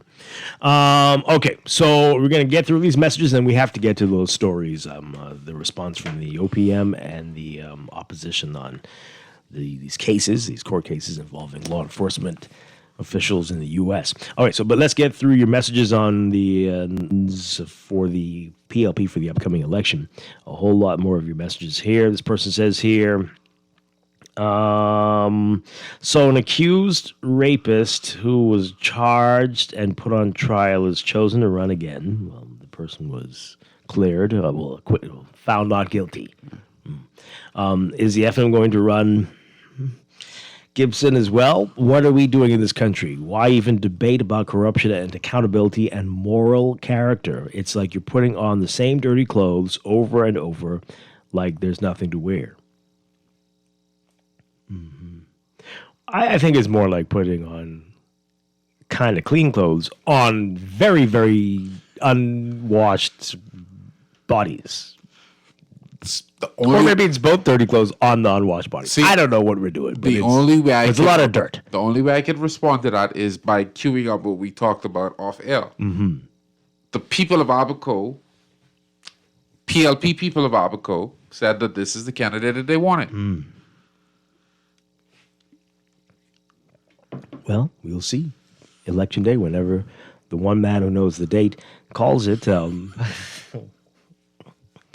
Anybody talk about that last night, about a fixed election day?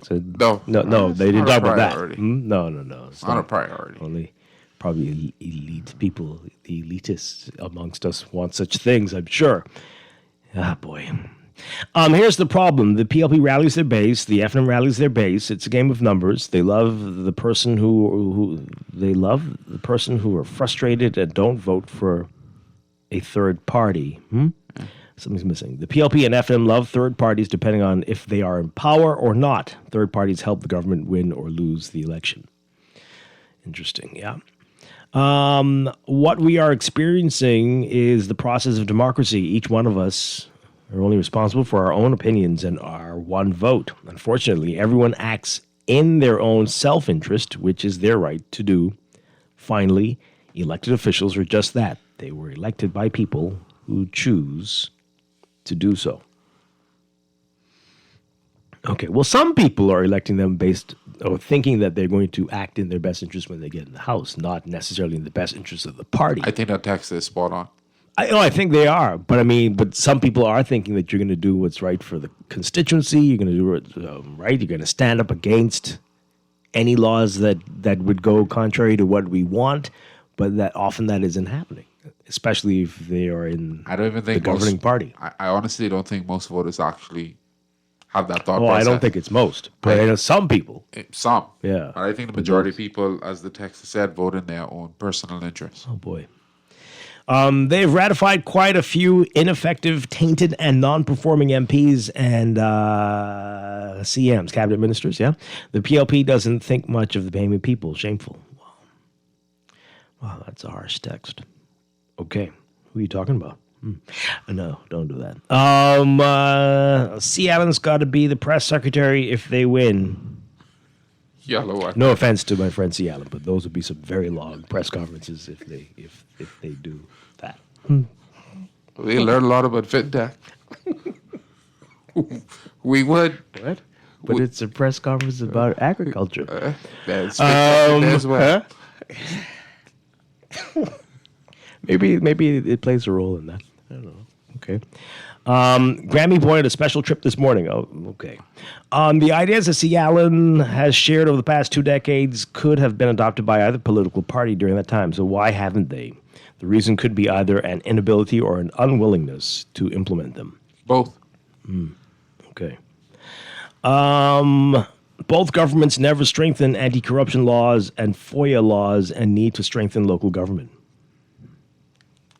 They got a lot in common, I'm telling you. The Good Doctor is selling dreams in Eleuthera now. Oh, you're talking about the Palmetto Point Clinic? Okay, well, they need it, no? Don't they? Yeah. Has he ever given an update on the state of the Exuma little mini hospital and how well telemedicine is working there?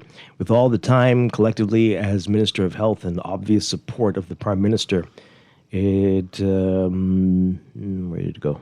It would be great to hear his 20-year plan for healthcare. Whoa, 20. Or how well those past projects are going years later. Wonder if Dr. Sands has such a long-term plan. No, I don't think anybody does. Or whoever the COI would select. Hashtag demand debates.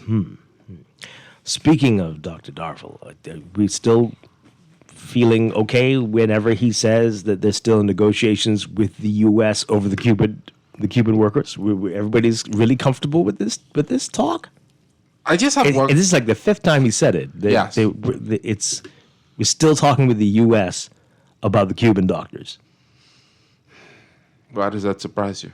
It's not surprising. It's just, but everyone seems so just like, yeah, well, that makes sense. Well, how? Well, what's going on? I'm actually confused how you looked at the process initially. We initially thought that we were by the books, very well organized with this.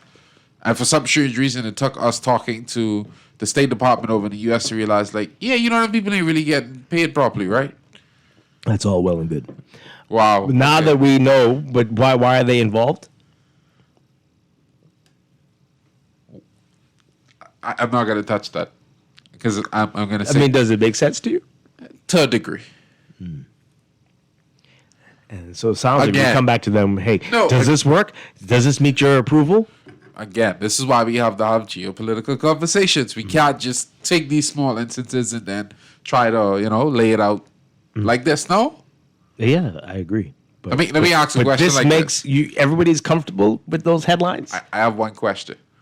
It's so strange. A few weeks back, the U.S. made a move in Venezuela. Who were the persons on guard in Venezuela? Apparently Cubans. Okay, so now you have to look at it from a global standpoint. So are they vetting the Cuban doctors? I'm not saying that the Cuban doctors are also soldiers. I'm saying that the U.S. looks at these things. I didn't say that either. I'm just saying. The U.S. looks at these things and basically say, okay, how far do these programs actually run? Wow. That's all I'm saying. Well, interesting. Well, if they are soldiers, that's also kind of very. We should be in discussions with the U.S. over some of the people running for office in our country. How about that? You'd be surprised. Maybe that. They may have a report for you. Oh, boy. Okay. Bahamians, after 52 years of pain. 52? I think it's more than that. Oh. Where are you counting from? Something happened a couple years after independence to start the pain? Anyway, after 52 years of pain. The COVID years does that to you. It's 2026 now, right? Yeah. Anyway. Do you feel like the government is working for you, or are you working like a slave for the government? To posters, this government is allowing the same thing you ran away from to come here. Hell on earth, only winners is them, the PLPF and them. Have it as one party. Some of that is okay, deep. We are ready for it. You are afraid to push back from the pushback from the politicians. So they're talking about the conversation. No, you don't know what we were talking about, but okay. I keep telling you, you'd be surprised. Oh man! All right. And when is the accident in the emergency unit going to open? You cannot get any information from this administration. And we get little pieces here and there. They're saying in about 6 weeks, they've finally got the furniture, the bedding. And for some reason, it's going to take 6 weeks now from that. Well, it's in the country, so it's not at the hospital. I don't know. But they say it's going to be a phased approach. Yeah, transport, unboxing, arrangement. All that. It takes time to wait. You got to air it out. Hey. It's been, Wow. Okay. So let's get to this. Carlos, we'll get you in a bit. This is what we talked about mostly yesterday. And we said it. We said we need to hear. We cannot believe, because that came out last week in the sentencing, during the sentencing hearings, about how long should we sentence Darren Roker to jail for, as he pleaded guilty to cocaine and trafficking conspiracy charges and a whole lot more. He could have gotten 20 years.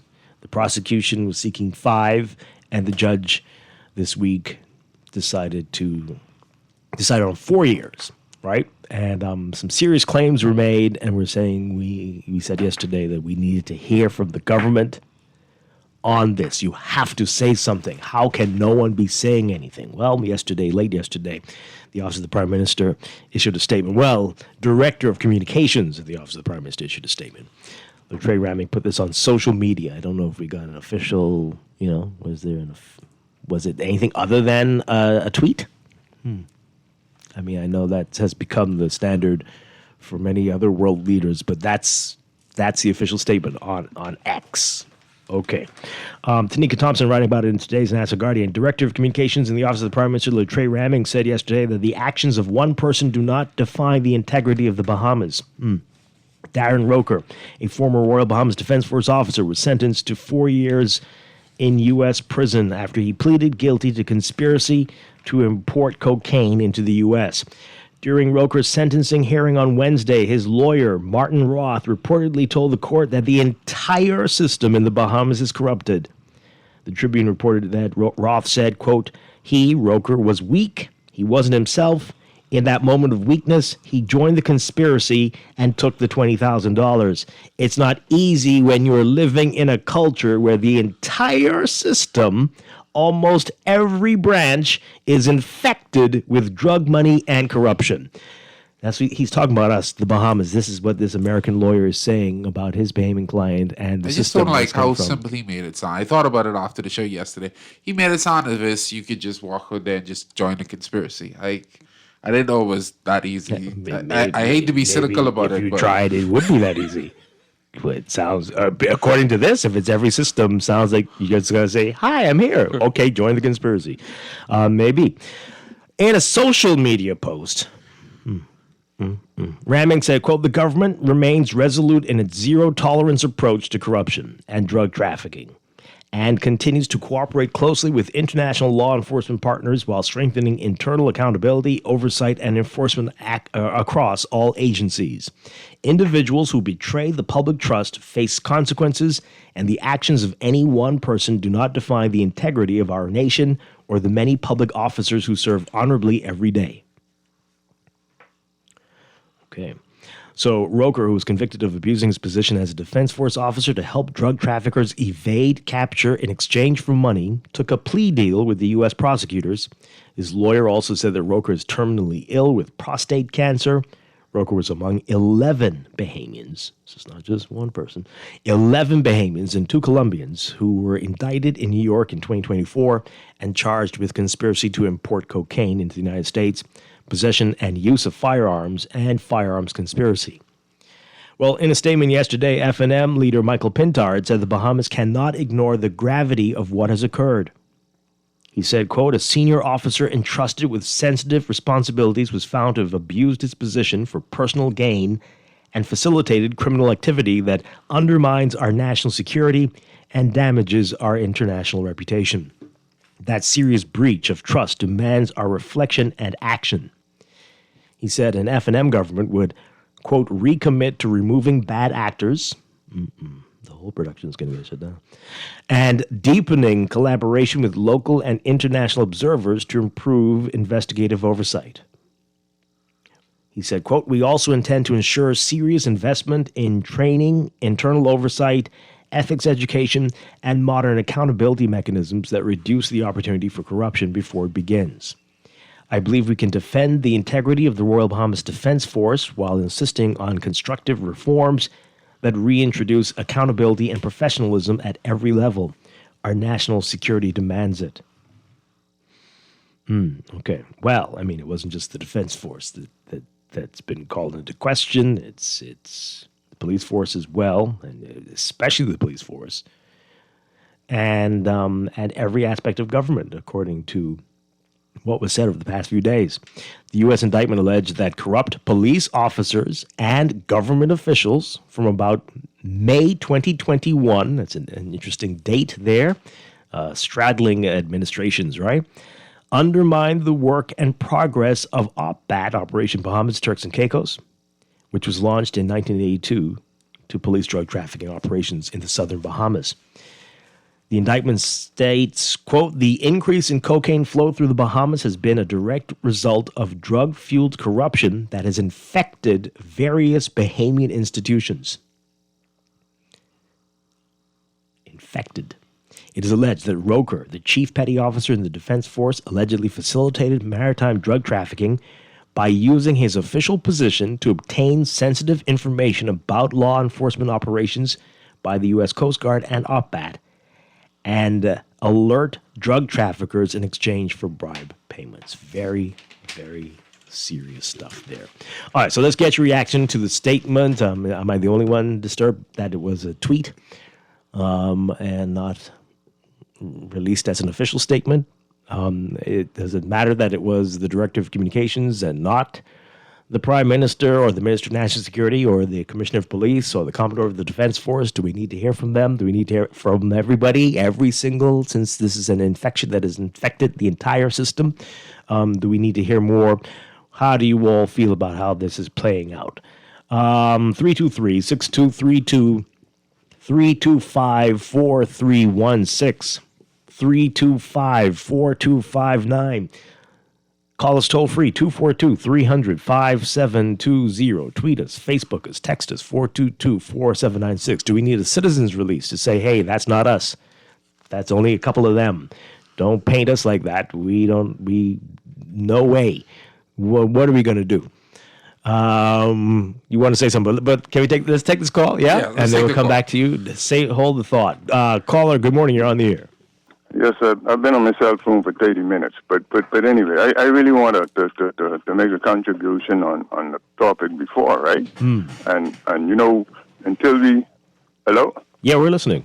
Yeah, until we start to discuss or debate the principles of economics, like from people of the past, like John Maynard Keynes and Frederick Van Hyatt, you know, on opposite sides. And those of today, like Sorrel Thomas and Richard Wolff, you understand me? We're not going to move anywhere in this Bahamas. You know what I'm saying? The poor, who I represent. You see them, you know, I'm singing from a different handbook. I'm singing from the Richard Wolff handbook. You see what I'm saying? And nothing's going to happen for the poor or the masses. You see, when Seattle talk about the growth of the economy, every economy has grown. You know what I mean? As inflation grows, economy grows. You know, just that alone. And the way our economy has been growing, all of them grow the same, all but Minutes because he had COVID. You know, Minutes was a COVID administration. You understand? I mean, this is about, what you call it, a foreign direct investment. All of them do the same. You know what I'm saying? The PLP come to power are supposed to be a Maynard Keynes government, a progressive government. You see what I'm saying? But they took up the mantle of the UBP, even more so than the FNM, right? When Hubert Minnis came to power, they did privatize Batelco, and since then, and then Minnis came. Hello. Yeah, we're still here. Minnis came. He privatized the dock. You see, you know, remember Gladys had an issue with that. And then when the PLP came, man, they took privatization they did that on steroids. You understand what I'm saying? So they call it PPP. You know what I'm saying? The excuse was that the Minnis did it with the dock and Hubert Ingram with Batelco. You see, so. And you know, until we have balance in the high economy, you know what I mean. Until we have discussion of economics, general principle of economics, not the roads, and you understand what I'm saying, and the potholes, and who's the MP, like the first caller, you know, called and say the status quo, you know, like yesterday. Remember what your question was? What were the issues? We don't have any issues. Not no major. What happened? Minister, what's his name? And what Davis did? He reduced VAT. He zero VAT right on uncooked food, right? But what about all the other things VAT is on? You understand what I'm saying? So got to think bigger. Thank you so much. Appreciate that. All right, let's take some other calls. Good morning. You're on the air. Morning, Dwight. Morning, Ricardo. Hi. Good morning. My brothers, all I can say is, you know, this is this goes beyond extreme. is a sad indictment on the imagery of what the government and our different levels of government is a sad, big stain for what is being painted here as it pertains to corruption. You know, we have been talking about, even locally on the ground, you know, we have been talking about the level of corruption. And yes, we can all agree that not all parties in these agencies are corrupt or carrying out corrupt practices. However, the ones that are brought before the courts, I normally say they are the small fish. I'm worried about the ones, the big fish that seems to have impunity and they get away with it. And, you know, if this officer, not specifically pointing him out in particular, but it simply shows that there's obviously something wrong as it pertains to corruption, not only on the low level. This thing goes all the way to the top. And people are afraid to talk about those persons, even if it's alleged. But the evidence, even though not physical, but the discernment says that something is wrong. I mean, we talk about persons, we tend to judge people with the small man, for instance, whose, let's say, salary is $20,000, but yet he lives in $1 million home, driving a $500,000 car, whatever, and that seems like, hey, something is out of sorts. How could he afford these things with his salary? But yet, what about the big boys upstairs who have all this money, but yet still involved in this stuff? So, you know, it is going to be very difficult to remove this stain, especially if it's exposed in the New York courts or the Americans are exposing it.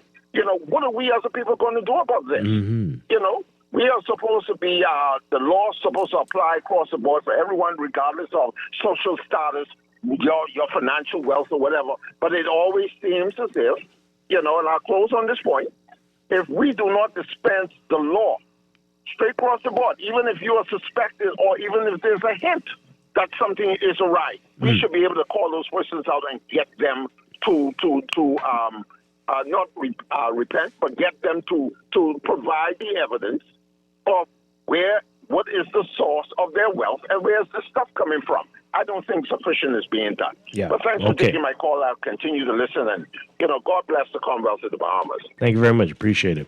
A couple more calls and we'll get to your point, Ricardo, and then we'll read these messages. Good morning. You're on the air. Hi, are you there? Yep. Good morning. You're live. Hello. Hi. Yes. Good morning. Yeah. Good morning, Mr. Wells and Mr. Strachan. Hi. Good morning. Yeah, Ricardo, I always enjoy your commentary. I just want you to know, but Mr. Strachan, I wanted to make a try comment, but as it relates to this case that you were talking about, I mean, you were rehashing it, right? But I know you're not naive in your brains. You're not Ricardo, right? But to all the trolls who call and try to dispel this myth, whatever, right, deny, right? Remember now that Roker is in a dialogue, what you call, he's more like a confidential informant now. So who knows what was said in order for his sentence to be mitigated or lessened? So let's cut all of the foolishness about what I'm saying is nobody knows what was said. In order for his sentence to be reduced, he obviously had to call names and give information. So why are we sitting here denying what, you know what I mean? And so I like what Jeff's contribution was, because as a lady called your show yesterday and spoke about giving accounts for assets. So I've been rehashing this over and over on the airwaves. They only interested in where the poor ghetto youth with the picky hair get his motorcycle or his bands from. We are people with Bentleys and living on vast expanses of land without giving an account for any amount. So, you know, until then, all talks is just frivolous. Last night, I live in the Grove. I don't know if they had a rally somewhere, but I could hear from where I was. And so, for me, before I go to a debateless rally and listen to the folly, I'd rather go to the rally and smoke a giant of Kali. You hear me? Give thanks. Wow. Okay. Maybe we should do a poetry corner with 52. I have to vet it sometimes before it gets on the air, though. But yeah, that'll probably be a really good 15-minute segment. 15 minutes? Whoa. Could be more than 52. He could be the the focal point, but you have other presenters as well. Dear Lord. Caller, good morning. You're on the air. Good morning, Dwight, and good morning, Ricardo. Hi, good morning. Good morning. Yeah, Dwight, we finally got a response, eh? Finally. But the thing is, how do you feel about it? The actions of one officer? Yeah, it's not what. That's what was said? He said you cannot judge us based on the actions of one person do not define the integrity of the Bahamas. If only it were one. When Curtis gets his day in court, they're going to call that Then one officer. two officers. You cannot judge us by the two officers, and then the other one, right? 5 officers, 10 officers. You cannot judge us by. Right? Yeah. Then now bear in mind now, and 52 raised the point I was going to raise about Roker's lawyer having all of this information. Now bear in mind that was accepted into evidence. Yeah. That the judge didn't say, well, no, you can't do this. So it's obvious they have a whole compendium of information. Mm-hmm. And for the government of the Bahamas, the press secretary, sometimes they think Seattle is the F&M's press secretary because they need one. But for the press secretary to put out a statement, I mean, it appears that he wrote this while sitting on the beach somewhere, but it wasn't based on what is actually happening in New York at this time and the events that will happen follow, when Curtis get his day in court. But the problem is you have Johnson with the voice notes, you have all of these other things happening. These people, see, we're not living in a bubble. Right. We're living in a global market where people can see these things. Mm-hmm. Then you had the young officer. It has to be, because you remember when the young immigration officer was fired, he said he can bring the whole bus. It's a trainee. A trainee having this type of power. So, I mean, it's unfortunate, Dwight. This ain't nothing to be gloating about. I'm not gloating, because I love the Bahamas. I live here. I want to die here. So I have nowhere else to go. But when you travel, you don't want to be stereotyped and judged either. No. And the government of the Bahamas have to give a fit and proper response. Yeah. I mean, no type of information that we're going to deal with this and we're going to change. Do you think they might be waiting for the other case, which is set to begin in February? Do you think that might be why they haven't issued a more comprehensive statement? I'm trying to understand it too. I believe now. I don't know. I don't know whether or not our pre-clearance was or our security in terms of exchanging information. Mm-hmm. I don't know whether that is compromised and they don't want to give us information. Or maybe OPBAT too. Maybe OPBAT. I mean, do they feel comfortable working with us anymore for OPBAT? It seems that way. It may be that way. We don't know. See, because when the Foreign Affairs Minister and during his dialogue, he don't come to us to bring us anything significant that we can work on. They simply they hide information from us. But when you have Roker, who was working in a sensitive area where they could monitor where these things are coming in from, when you have him now offering a plea deal, they don't know what all he would have said and how much information the U.S. has. So maybe that could be another reason why they are treading very lightly on how they respond. But the response that is given, it can't even generate enough electricity to electrocute a fleet. That's what I think about that particular response. And we need a fit and proper response because all of our armed forces was mentioned. Yeah. This ain't nothing that ain't nothing light, Dwight. Mm-hmm. And maybe you need to continue to read those things so they could perhaps respond in a more significant way where Bahamians can feel comfortable. Never forget. Yeah. But we're in problem. Yeah, thanks a lot. For that particular response, we're in problem. Appreciate it. And again, this was posted on Twitter, the response, and it wasn't from the Office of the Prime Minister's account. This is from the Trey Raming's account, which is what's going on here. This cannot be the official response. 52 and the last caller made the point that I wanted to make. This statement was written as if they want us to view this situation in a silo, that this is one unique matter that should not, bring everything down. But they forget that we saw this in conjunction with everything else we've seen the last month. Mm-hmm. So for you to say it's one officer or one situation, we saw what happened on Shirley Street. The video went viral. We saw what happened with Sonny Milladon and Acklands. The case went viral. Mm-hmm. We saw what happened with the immigration officer. Mm-hmm. The voice note went viral. In the paper today, next to this story about this. All of this a together. Marine charged with an ex-con for robbery and attempted murder. We've seen all of this together. So you can't then just ask the public, no, set aside everything else. I'm just going to say, yeah, this one situation does not affect everything else. I can't even imagine who's fooled by that at all. But it's sad, and it's not good enough. Right. It's not good enough. And we need to hear more. The thing that bothers me the most is we think our political parties or our government thinks that's okay. You mentioned the fact that it was a tweet. Mm-hmm. I'm going to take it a step further. The damage that has been done is only being inflamed more by that sort of action. Wow. Because it shows that you don't have the respect for your citizens and say, this is important to you, so it's important to me. Mm-hmm. Forget all of the rally last night. That should have been the focus. The focus. That should have been the number one issue we addressed. We have to save the integrity of our country. Absolutely. But we set that aside to say, okay, nah, that's not important. We can just throw out a little statement. The headline is 15 ratified. My God. That's ridiculous. We at some point we have to get serious about this stuff. Yeah. Indeed. So come again. But if Office of 52 the Prime Minister. If 52 and Ali, I guess that's where the party at. Let's go there. As we said, we need to hear from the Defense Force. We need to hear from the police force. We We've need to seen hear from the joint press national conferences security. for less. For much less. We need to hear from everybody. This is a serious attack. You need to say, nope. They got all the bad ones who they arrested. And as you see, we are charging people every week, every 2 days now. So we are weeding out the people as well. So that does not represent who we are. Say something. It cannot be a tweet from a private account.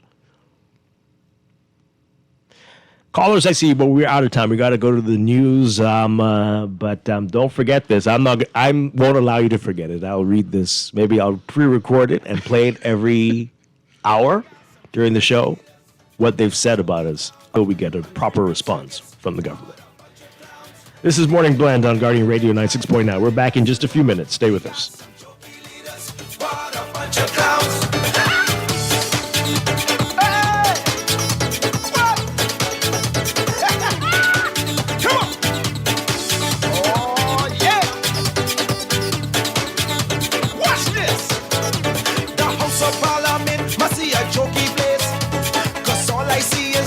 When I look in at their face, they chuckle and then giggling like something sweet in there.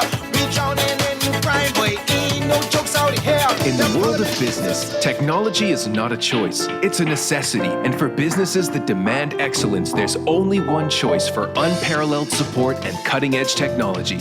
Custom Computers. You have challenges and we have solutions. Computing, networking, storage, and printing for enterprises large and small, aligned with premium brands like HP, Microsoft, Konica Minolta, and more.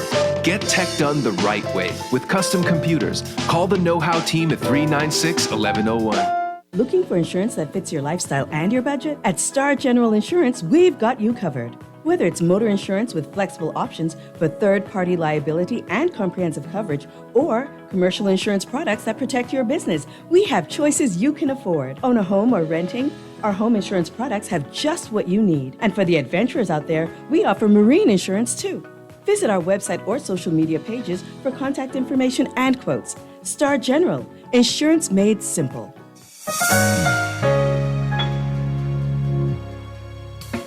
Struggling to find your financial rhythm? Make that move to Fidelity and let us help you orchestrate your financial goals into perfect harmony with free financial coaching sessions. Make that move today. Call 356-7764. Fidelity, we're good for you. This is Guardian Radio 96.9 FM, streaming on GuardianTalkRadio.com and the Guardian Radio app, Nassau, Bahamas. Views and opinions of the hosts and guests are their own and do not necessarily reflect the views of the management and staff of Guardian Radio. Wake up, it's a new day. Wake up, it's a new day.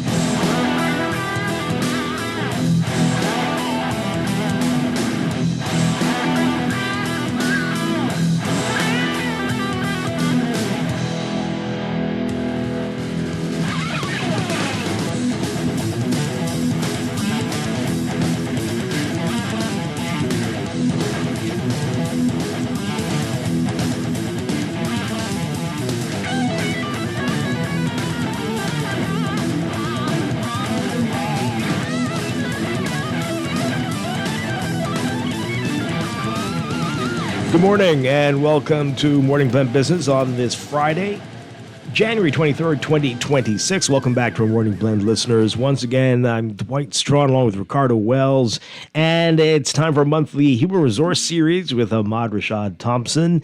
Happy New Year, sir. Great to have you with us. Happy New Year indeed, Dwight and Ricardo, and to the Bahamas. It's great to be back.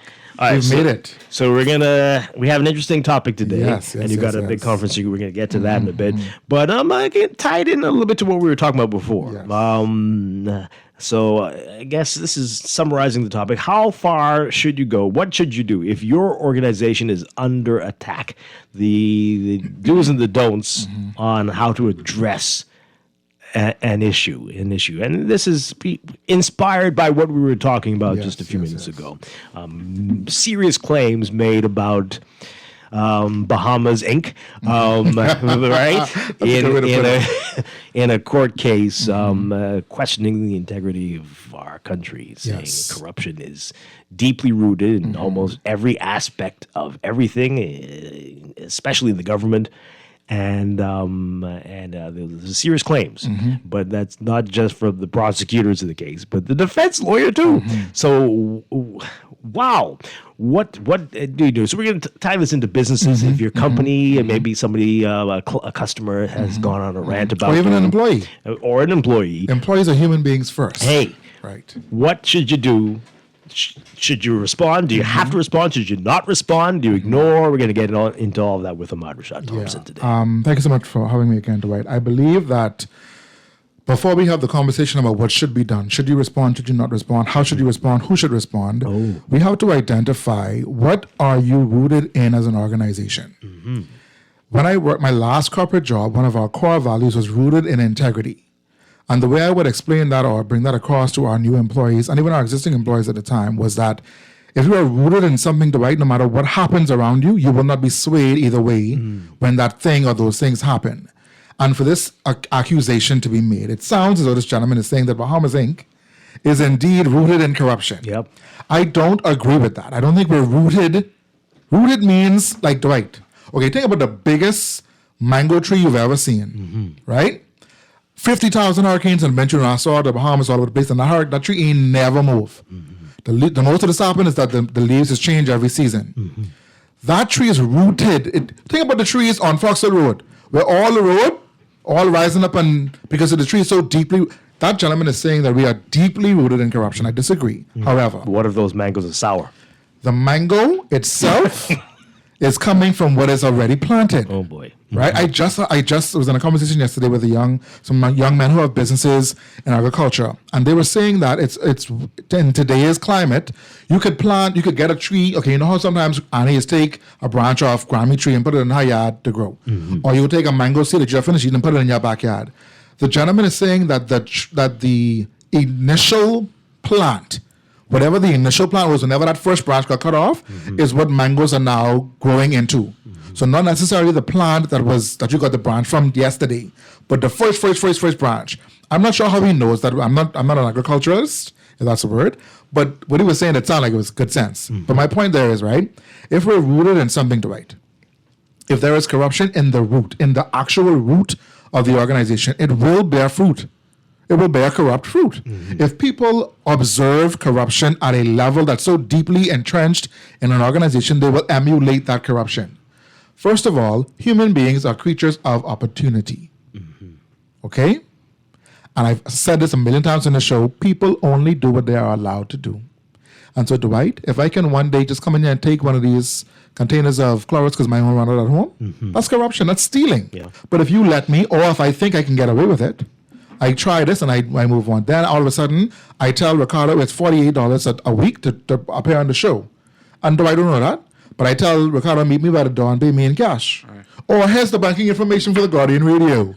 Please transfer the money to my account. So Ricardo paying me, I live in large enough, but there's corruption that's in me as well, if I'm going to think and operate that kind of way. But to go back to your question, when now should you address the issue? Your organization has come under attack. There's an employee that's raised a concern. Look at the lady that from the public health department the other day, who they suspended for saying the truth. This is Ahmad Rashad's personal opinion. I don't know that lady. I don't know the situation in the hospital there. But I have an uncle that just passed away. Oh, boy.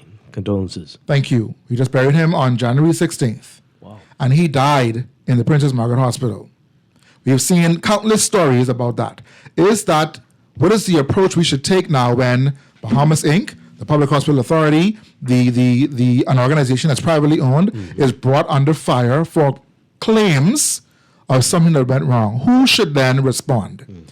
I don't believe that the approach that was taken, if this is an official approach, because I haven't spoken to Mr. Raming, I don't know what his intention was behind his post, but if I am representing the Bahamas government as a director of communications, I have the right as a private citizen to express my opinion on what has transpired or what is going on in my country, but I don't believe that is the outlet that I should take to address a national accusation on behalf of a nation, right? Typically, Dwight, in an organization, you would find in most handbooks an organization would say, you don't have the right to use your own phone till I'm based our company. Right. That's a clause or a policy that you've signed on to when you take on someone's role in their company. You are in a fight in our uniform, you could be fired. You have an altercation or you misrepresent this organization and its values, you could be terminated. Yeah. So if it's going to be that... Even schools say Even that, schools, right? right? If a student goes now and have a fight in a Wendy's, I'm sorry, Wendy's, in a restaurant, forgive me, let's retract. If a student has an altercation in a private organization, in their uniform, they have consequences to follow or consequences to pay for. Ultimately, the communication strategy, who is going to address this? Under what circumstance do we address it? Is everything addressable? Not everything. This kind of thing? Absolutely. Yeah. 100%. Another organization I worked with, we had a Christmas party. And there was an altercation between some employees. Private event. Private venue, sorry. But the event was heavily advertised. Very clearly stated this is a work function. Right. All the policies that adhere to work adhere to the function. Wow. So me and Ricardo get in big fight, so we get fired. That's the bottom line. There's no, oh man, I was a little tipsy, I was a little so-and-so. Somebody talking about the gentleman was not himself. In every instance of corruption, sir. Now, you can have a slip-up. Everybody's human, Dwight, and everybody makes mistakes. But I often say the same mistake twice is a choice.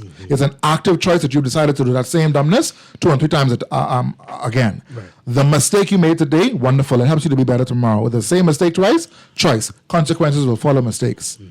And we have to be mindful of what message we send to colleagues, to stakeholders, to the public purse when we don't appropriately address issues that take place on the national level.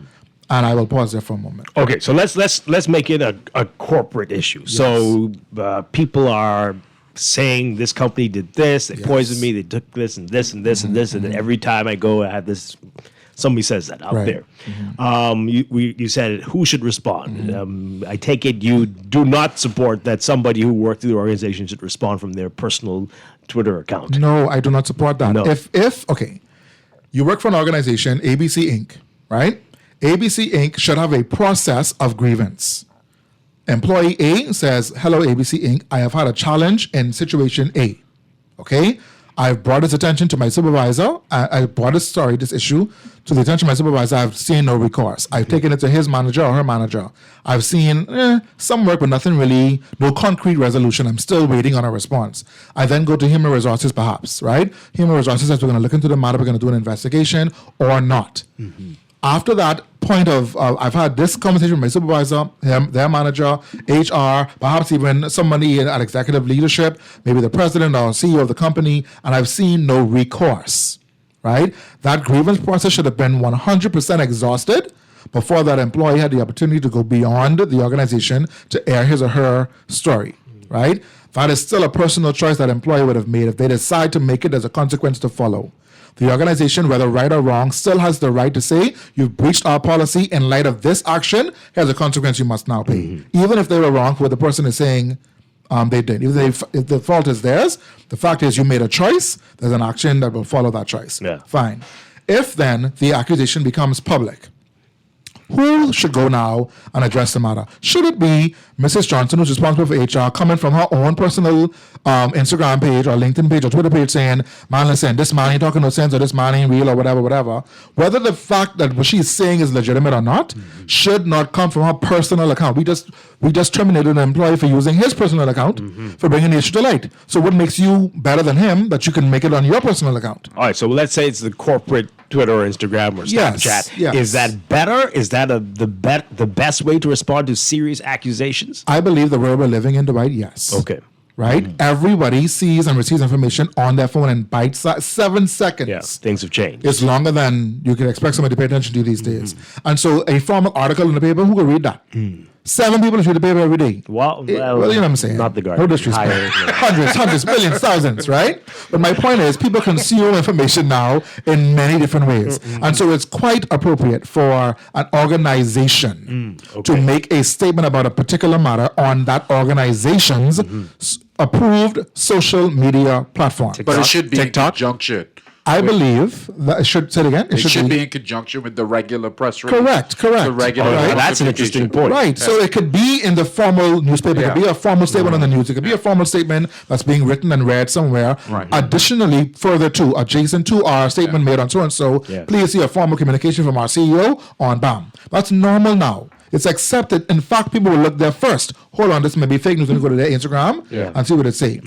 TikTok is a bit more of a visual experience for the consumer. So I don't envision a CEO sitting at his desk on TikTok telling me what transpired. It's not, in this day and age, a foreign concept, but you will likely see a written statement on that company's that company's formal platforms first before you see it. You should, before you see it on somebody's personal account. Yeah.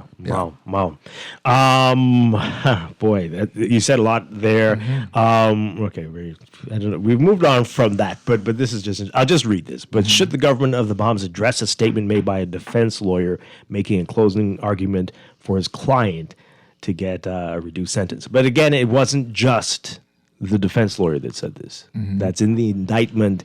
And that's from the prosecutor as well. It's extremely, well, I don't know. Lawyers might know better, but it's interesting that the lawyer and the defense lawyer and the prosecutor are saying the same thing. Come on. To respond to that text, yes, when on the face of it, what is being said is so despicable that it could pull your entire country under. Yeah. Like you have to.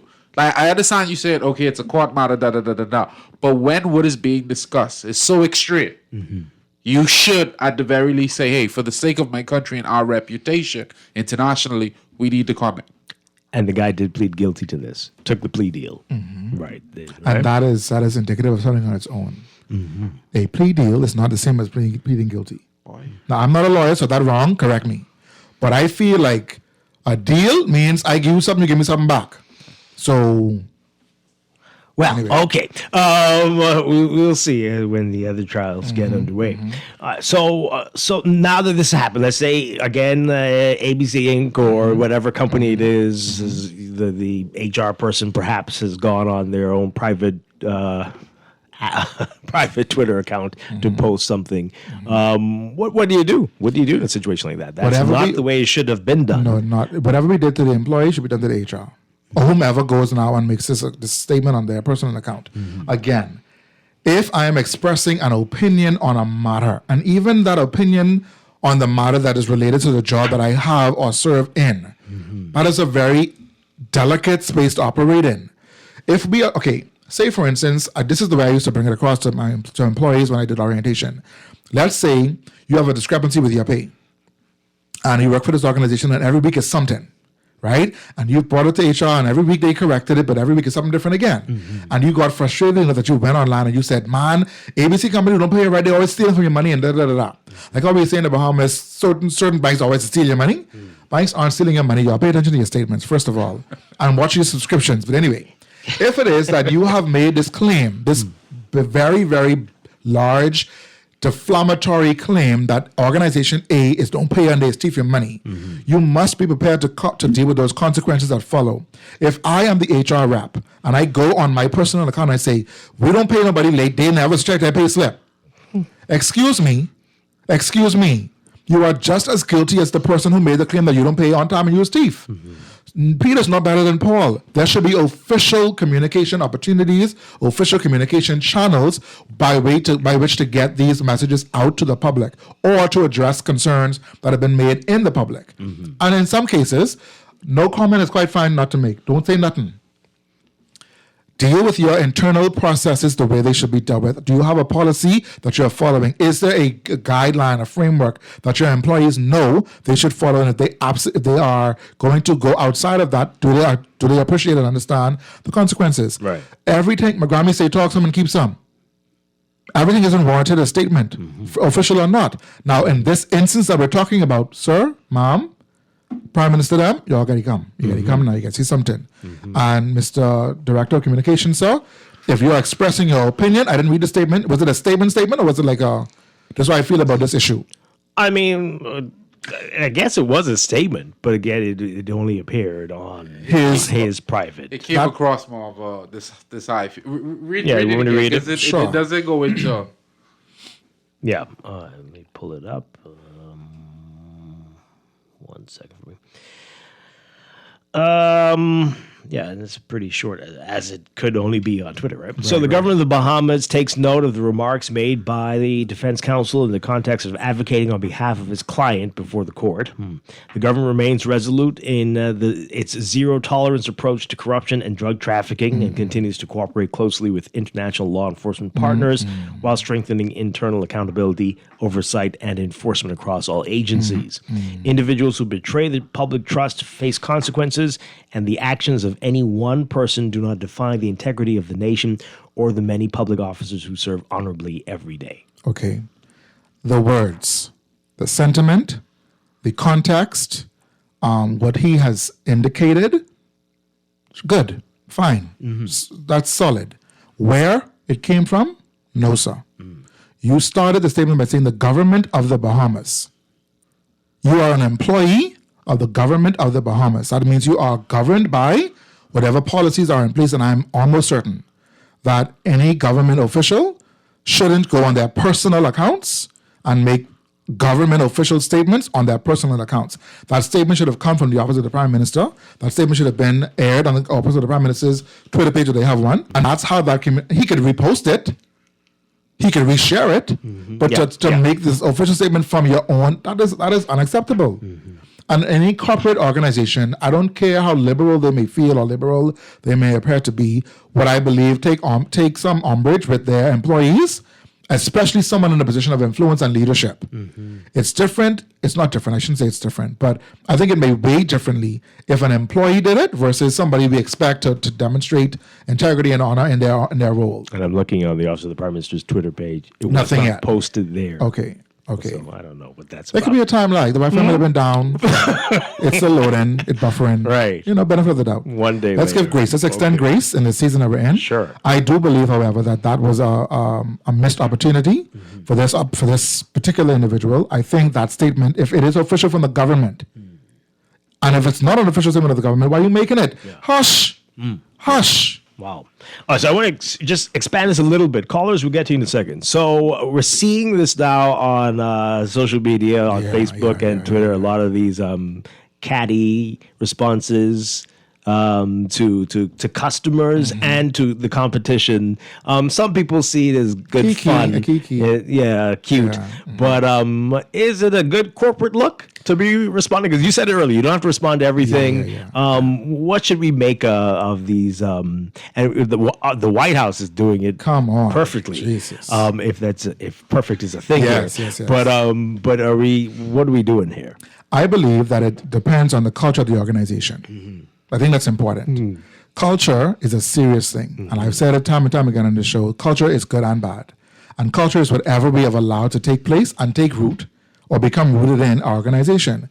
And if it is that the culture of our organization is one where we are a little less uptight, where we're more liberal, where we're more a key, perhaps. So a fast food restaurant, maybe, right? That's something that's prevalent right now from one particular organization in our nation, and the people are eating it all the way up. I'm talking about Biggie sizing it. Right. Okay, they're having a wonderful time with that. I like what you did there. Right.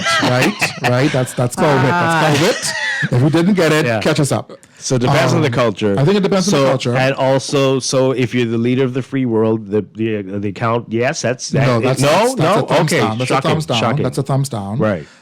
Because again, if there are no checks and balances, no matter who you are, no matter what role you play, if you let me, I will. I don't care how old you are, how young you are. If your baby just come out the womb and she or he do something when you let them, they can do it again tomorrow. They can find out, mommy don't have no backbone. Mommy, do what I say. If the president of the entire United States can say fireban and get nothing away from it, he can say fireban tomorrow. And in fact, he can say other words to that fireban. Oh boy. People only do what we let them do the right. And if the organization has a culture, if the organization is trying to rebrand itself, if the organization is looking to become more laissez-faire in their approach to engaging with their clients and their customers, if that's the approach they wish to take, they must also suffer the consequence or reap the rewards that come along with that. What's going on right now with that particular organization? They having a good old time, and I'm sure the sales are. I just carry on by. Do you think it's translating into sales? Listen to me. Yeah. Listen to me. Yeah. Dwight, there is a subset of people in this nation who enter the dumbness. Don't call it dumbness. It's man, listen, when I say dumbness, I mean the kiki, the fun, the joy, all of it, right? Because it's not sense. Yeah, we like a carnival show. Right. Yeah. Right. The song said if you operated a clown show, if you operate in the circus, you can see clowns around the place. Oh, boy. Now, I'm not saying that what they're doing is ineffective. It's working, I believe. It's engaging people. There are, if you look at some of the comments, there are varying viewpoints. Right. They're saying, what kind of place this is? Y'all bringing this place out here? I can't get, this is supposed to be uptown, not the back of the town. Listen, man. Food is food. I just was about to say. And people can go where they want to go. And obviously, this organization is looking to expand its footprint in our nation. They are boasting of the number of restaurants they have around the country. Why not? That's growth. That's evolution. That's innovation. It's innovation and evolution in a different way, right? And they are doing what people are asking for. Engage me as your customer. So many organizations, Dwight, are not engaged. I talk about That's what social media is for. Yeah. It's an engagement tool. All right. So should an aspiring candidate try this as well? Listen, man, relatability. Dwight. You thought he being facetious. No, I'm being quite serious. He being facetious because I think he talked about one candidate in particular. I don't even know who you're talking about. Let me go to that next week. I guess you talking about. I don't know. But I don't know exactly what you're referencing, so I'm not gonna. I have to answer it carefully. I don't know which lady candidate you're talking about. Okay, but anyway, go on. I believe that if you want leadership, is influence. Bottom line, if you have no influence, you have no leadership. The people in your organization, the people in your church, in your home, at your barbershop, the person with the most influence is the leader. Influence, just like culture, could be good and could be bad.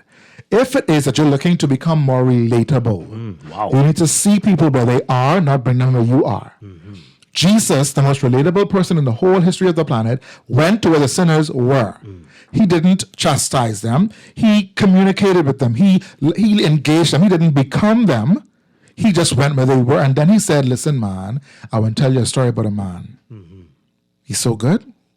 That's what you're doing here. May feel good today, but man, there's a better way. I'm going to show you something. Wow. And he gave them the choice to make. He gave us the choice to make the right. These people who are vying for leadership in our country, get to know the people you are looking for to be serving. You need to come out of your high horse, engage with people, go on your little TikTok and do little things. Don't make a sport of yourself. Don't be no fool on this road. Don't let the people make you no sport. Don't let your campaign manager them make you look silly. But I'm saying to you, be relatable. Be yourself, People can see through the smoke, Dwight. Bahamians are no longer as blinded by the facade of leadership that we once were. Yeah. The world has changed, and people today are more attuned to your bull rag and cat from we would say. And so if you want to be relatable as a candidate, get to know people, come on their level. Engage them in the way they engage you. Okay. The majority of the electorate today, Dwight, is finding the information on their device. Yeah. Okay? Even if they do read the newspaper, it's on their device. Right? Even if they're watching the news, it's on their device. They're watching the highlight reels these organizations put out. Not the full-on newscast. Right? I host a show on a network, right? Once a week something. And the majority of people who tell me they watch a show are my parents' age. That's who's consuming daily news and daily for the most part. Right? I did come across 2 young ladies, teenagers, that say that's their favorite show in the whole world. I'm like, whoa, thank you. That means there's an impact somewhere as well. But by and large, people of different generations are consuming information in different ways. Right. You, as the candidate looking for my vote, must meet me where I consume. Yeah. Yeah. Okay. Interesting. We are talking with Ahmad Rashad Thompson, human resource expert in our human resource series every month with Ahmad. Give us a call, 323-6232. 325-4316, 325-4259. Call us toll free, 242-300-5720. So we're not specifically talking about what we were talking about earlier, but we're talking about how to respond when your organization finds yourself in a situation like this. Yes. Right? Should you respond with a tweet from your personal account or something a little more formal? Yes. What do you do? So let's hear what our callers have to say. Good morning, caller. You're on the air. Hey, good morning, Mr. Strachan, and dear guests. Good morning. Good morning, sir. Yeah, man, I'm just chiming in, man, a little late this morning, but I heard you read the response from, I think, Mr. Raming. Yes. Yeah, now, Mr. Strachan, see, I called you yesterday, right? Something like this, the Bahamas is right now under attack, right? Whether true or false, right? Mm-hmm. The response should be an address from the Prime Minister. You understand what I'm saying? I don't hear from Latrell Ramin or Mr. Ray Monroe. The Prime Minister, the Bahamas under attack right now, and the Prime Minister should have responded yesterday on this matter. I don't know what they're taking so long for.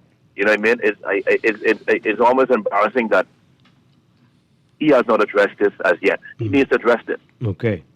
That's my only point today, sir. Thank you very much. All right, so let's again bring it back to the corporate context there. Lots of accusations have been made, claims have been made.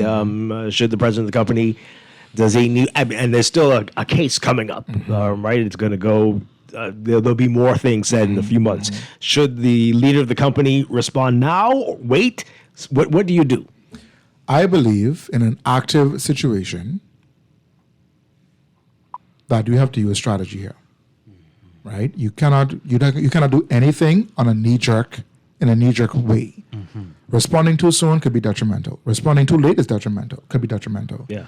You need also, just because I'm the leader of the organization doesn't mean I have the best ideas in the organization. That's why you hire people to do jobs.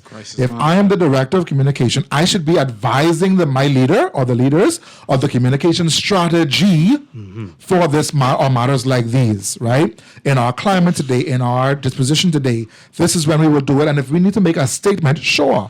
A statement doesn't have to be. The statement could be, we have heard the claims, we are investigating, we're doing so and so, we will revert in time. You don't need to have a press I conference. don't need to have no big time 85 camera press conference. No. A two-line statement could be sufficient until we learn more information, until, as this is an active investigation, to be said all the time on the TV. And superintendent so-and-so always to say, man, listen, this is active. We can't come out and say what is what. Until we have all the facts in a row, we will come back and revert. Address the issue. Don't have to resolve the issue today. But I believe, nonetheless, that issue, that statement, should come from the office that it's representing. You represent the country, opposite the Prime Minister. It shouldn't come from somebody who worked for you. But see, the issue here is the Prime Minister has already technically addressed this issue. But it was off the cuff. It was in a manner where it was very, I don't want to say dismissive, but that's dismissive. But that's the best word here. And I think what happened then is, because you said what you said then, and we now see the results, people now expect you to say, well, hey, we have more information now. This is where we're at with this matter. And that's not come yet. Wow. Okay. Let's take another call. Good morning, caller. You're on the air. Dwight, you guys, how you doing? Doing well. Thanks, sir. Yeah, I just have a quick question for your guest, right? I just want to know from my personal situation, right? What's the difference between, how does a leader, right, juggle between making a popular decision and a right decision? Because a right decision don't necessarily can be a popular decision. And a popular decision most definitely, most times, is not the right decision to make. So how does a leader juggle in between those two? Yes, sir. That's a great question, caller. Thank you so much for that question. Sorry. How do you juggle between what's popular and what's right? It shouldn't be a juggle, if I'm honest with you. Ladies and gentlemen, if it is that you, again, if I go back to that initial point about being rooted in something, does this decision contradict our culture, contradict what we have on the posters around the wall, or does it serve it? Popular doesn't have to mean right, but right has to be right. Okay? Right often is not popular. But when you can retrace your steps and say, listen, we've made this decision because it directly correlates with our objectives for the year, our company's mantra, our company's goals, our company's culture, I am flat-footed standing on that decision. Especially the decision is made from a factual perspective, not on an emotional basis.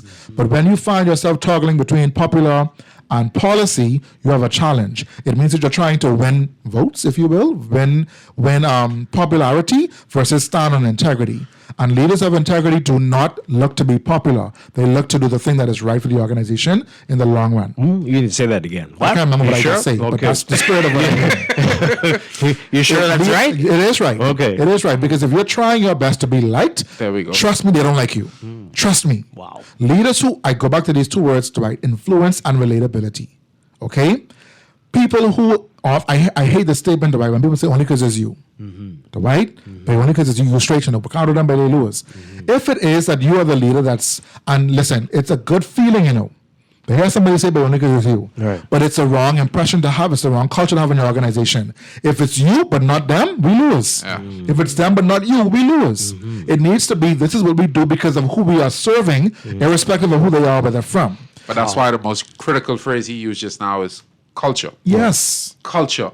And going back to the statement made by the defense attorney, it is the Culture of the organization by which he's attacking. There we go. That doesn't mean that everybody in the organization is doing that, but Dwight, again, only what is allowed can be done. Yeah. And so if we've allowed corruption for any length of time, if we've never made bold statements and taken bold action on corruption, people will say, you know what, it's fine to do corrupt things. Because when you get catch, all you do is get a slap on the wrist and take back your pension. I didn't get my money in straight. Forget y'all, 4 years in jail, no big deal. He in the state's jail, that means that he got air conditioning and Bible study and library and all kind of things to go do. He ain't in the person with the regular boy, down in the back there. In fact, he might as well be in 4 seasons. Okay? And plus he made a deal. Brother, again, I'm not a lawyer, so I don't know what the deals is be, but to me, if I can give away my freedom, brother, I win some for that. Well, people reminding us that he did plead guilty, even though it's a plea deal. He's still guilty, and he admitted to all these things. Now, lawyers, please correct me and chastise me. I know I'm talking on my head right now, but still, this is what he told. Sure. This is what he and I'm told. I'm sensitive too that this is a live situation. This man has family. They may be listening to this call. I'm not trying to be insensitive to you, ma'am, sir. Terminally ill prostate cancer. Right. And so I want you to be mindful, though, that irrespective of your current circumstance, physically or otherwise, when you make a bad choice, bad things happen. Yeah. Okay? And people have to now live with the choices you made. The family that we're talking about, the people who are now in the fallout of this, now have to live with this. Yeah. You have to be mindful, Mr. Leader, Mrs. Leader, about popularity versus doing the right thing. Because everything has a reaction. Everything has a consequence. Yeah. One final on this, and then we'll get to the conference. Caller, good morning. You're on the air. Good morning, Mr. Strachan. Hi, good morning. Morning to your guest. Good What's morning. his name again? Ahmad Rashad Thompson's with us. Ahmad Rashad Thompson. Sir, if you don't mind me asking you, Yes, sir. what is your age range? I am 38 years old, sir. I'll be. You sound very, very, very, very intelligent. I appreciate You that, sound sir. real nice. I'm 38. But Thank what, you. what I wanted to say, who do you consider a leader? Yes. What is a leader to you? Yes. I love it. Thanks Thank for you, the sir. call. Thank you. A leader is someone that is uncompromising in their integrity. They do not, at any point, under any circumstance, waver from what is the right thing to do. A leader is someone who is not afraid, who is not and interested in being liked. They welcome the adoration, they welcome the accolades, they welcome the things that go along with that, but they're not interested or looking for that. A leader is someone who is going to do all they can to demonstrate what they want to see. Okay? They're not telling you what they read or Googled. They are demonstrating what it means to lead with integrity, to lead with care, to see people at their very least and bring them to their very best. A leader is someone who looks for the potential in somebody else and brings it out of them. Okay? A leader is someone who is slow to anger, wise in their thinking. They are thinking things through, critical thinkers. People who look at a situation and say, hold on, wait a minute, this don't look like what I want it to look like. Let me figure this out. A leader knows when to speak and when to respond. Cowards react, leaders respond. Leaders inspire, cowards incite. If everything you do got to be a big row and big carrying on, you are not a leader. You are someone who they give a position to. And I could guarantee you, lady or gentlemen, the people who you leading in on your run. It's very clear. Wow. All right. One final question on this. This is related to that. They're saying they detest people, respectable people, who engage sketchy, sleazy, so-called influencers to market themselves or their products or whatever. What do you make of that? We're seeing a lot of that. Yes. Across the board in the country now. It's not called a name. Trendiness. Then you'll be the subject of a video. Yes. Trendiness is, I caution you on what's trendy, ladies and gentlemen. Just because they have 1 million likes don't mean it's the right thing to do. Oh, wow. Okay? And that voice that you have tapped in to support, to promote, to influence someone to move in your direction is an indication of what you believe and what you stand for. Even though that person has influence, are they the right influence for your audience, for your mission, for your assignment?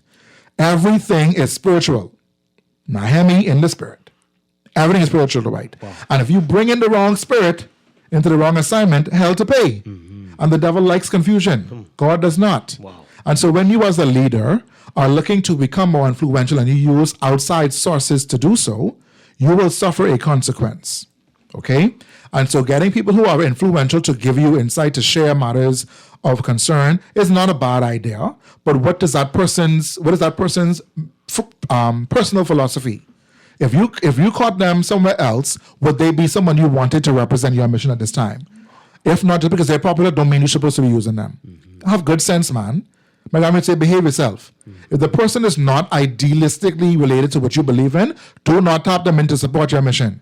Because trust me, people who are on your mission will realize you into anything and you're looking for clout. Yeah. Powerful stuff. I hope people are listening. Okay. So you got a big conference coming in just a few days. Time is flying, hey? 7 days away. Wow. What a time. So let's talk about Shift 2026. Yes. The Shift Conference 2026 is upon us. We are 7 days away from in my opinion, and also feedback we've gotten over the years, the most impactful faith-based leadership conference that exists in our region, if not the world, honestly.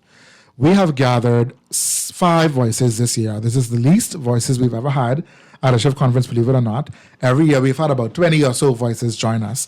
But this year the Holy Spirit said to me, son, we will do more with less. Okay. And so this year we have 5 incredible dynamic speakers and 2 activation segments, that's what we're calling them, that will cause you to shift into wealth and once and for all break the cycles that have kept you bound forever. Wow. Right? You do not get the right to live your life the same life you lived last year, this year. You don't get the right to do that. You have a choice to make. You can make the choice to do it, but you don't get the right to do that, because when you were created and God sent you to the earth, He sent you to the earth with the instruction, the admonition to take dominion, not wait for the government to change. Come on. Oh boy. Not go ask your minister, your MP, for $25 to buy a number this week. Stop. That doesn't happen. Come on. What? Stop doing. And Mr. and Mrs. Minister of Parliament, stop giving them the money. Stop it. Today, you stop it. This is your reckoning call. Not to stop buy that. numbers, though. For Lord's sake. To buy For numbers? Lord's sake, right? No. Listen, man. Every day you are gifted 86,400 seconds. Every day. And every day you get a chance to either monopolize them, to diversify them, to multiply them, or to lose them, to waste them. And so many of us have lived year after year in the same cycle, in the same situation, in the same mindset, expecting something miraculously to take place. Even God needs you to work a miracle. God is a collaborator. And He needs your mindset. He needs your heart to be open. He needs your mind to be open to what He can do through you, with you, and for you. But if your mind is closed, if your hands are closed, if you're feeling that this is the best it can be for you, you'll lose. Now, why should you come to the Shift Conference? Because I want you to change your life.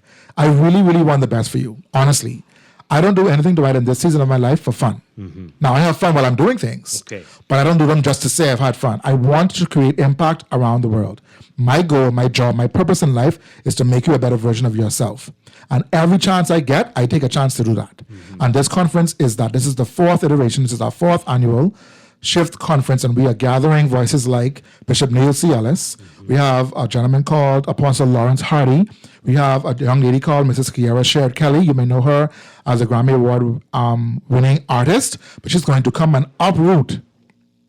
She come and lay down some foundation, and you come some foundation to Dwight. you will never be the same again. If you've never heard Kiara Sher Kelly speak before, please do yourself a favor and get in the room. She is going to leave you undone. Wow. We have a young lady that I'm so very proud of and so proud to partner with this year. Her name is Odetta Morton. She's the wife of Dustin Morton, the mother of Miles Morton. I forget her daddy name, but her mommy name, Annie Ann. Right? Pastor Grant over there in Freeport and Mrs. Grant in Freeport, that's their daughter. Okay. Odetta, I forget her middle name, Morton, has created a platform, Dwight, it's called the Currency Code. Believe it or not, ladies and gentlemen, under the sound of my voice, from around of the age of 12, your mindset around money was formed.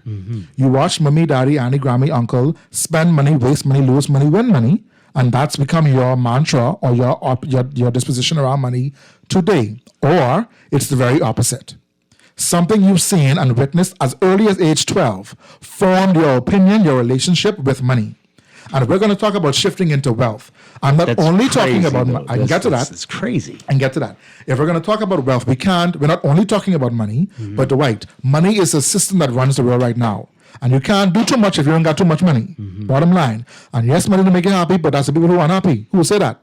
The people with money happy for the most part, and that don't mean they fulfilled. That don't mean they are content with life. That don't mean they are on assignment and in purpose. It simply means they ain't gotta look at their bank account every day and double check if they can do A or B. They're doing what they want to do. They're doing what they want to do. There's a level of freedom that comes along with financial wisdom and insight. Yeah. Odetta's platform allows you to take a 5-7 minute assessment, Dwight, and it tells you exactly how you are financially wired. Could you imagine understanding why you waste money? Understanding why you're such a hoarder?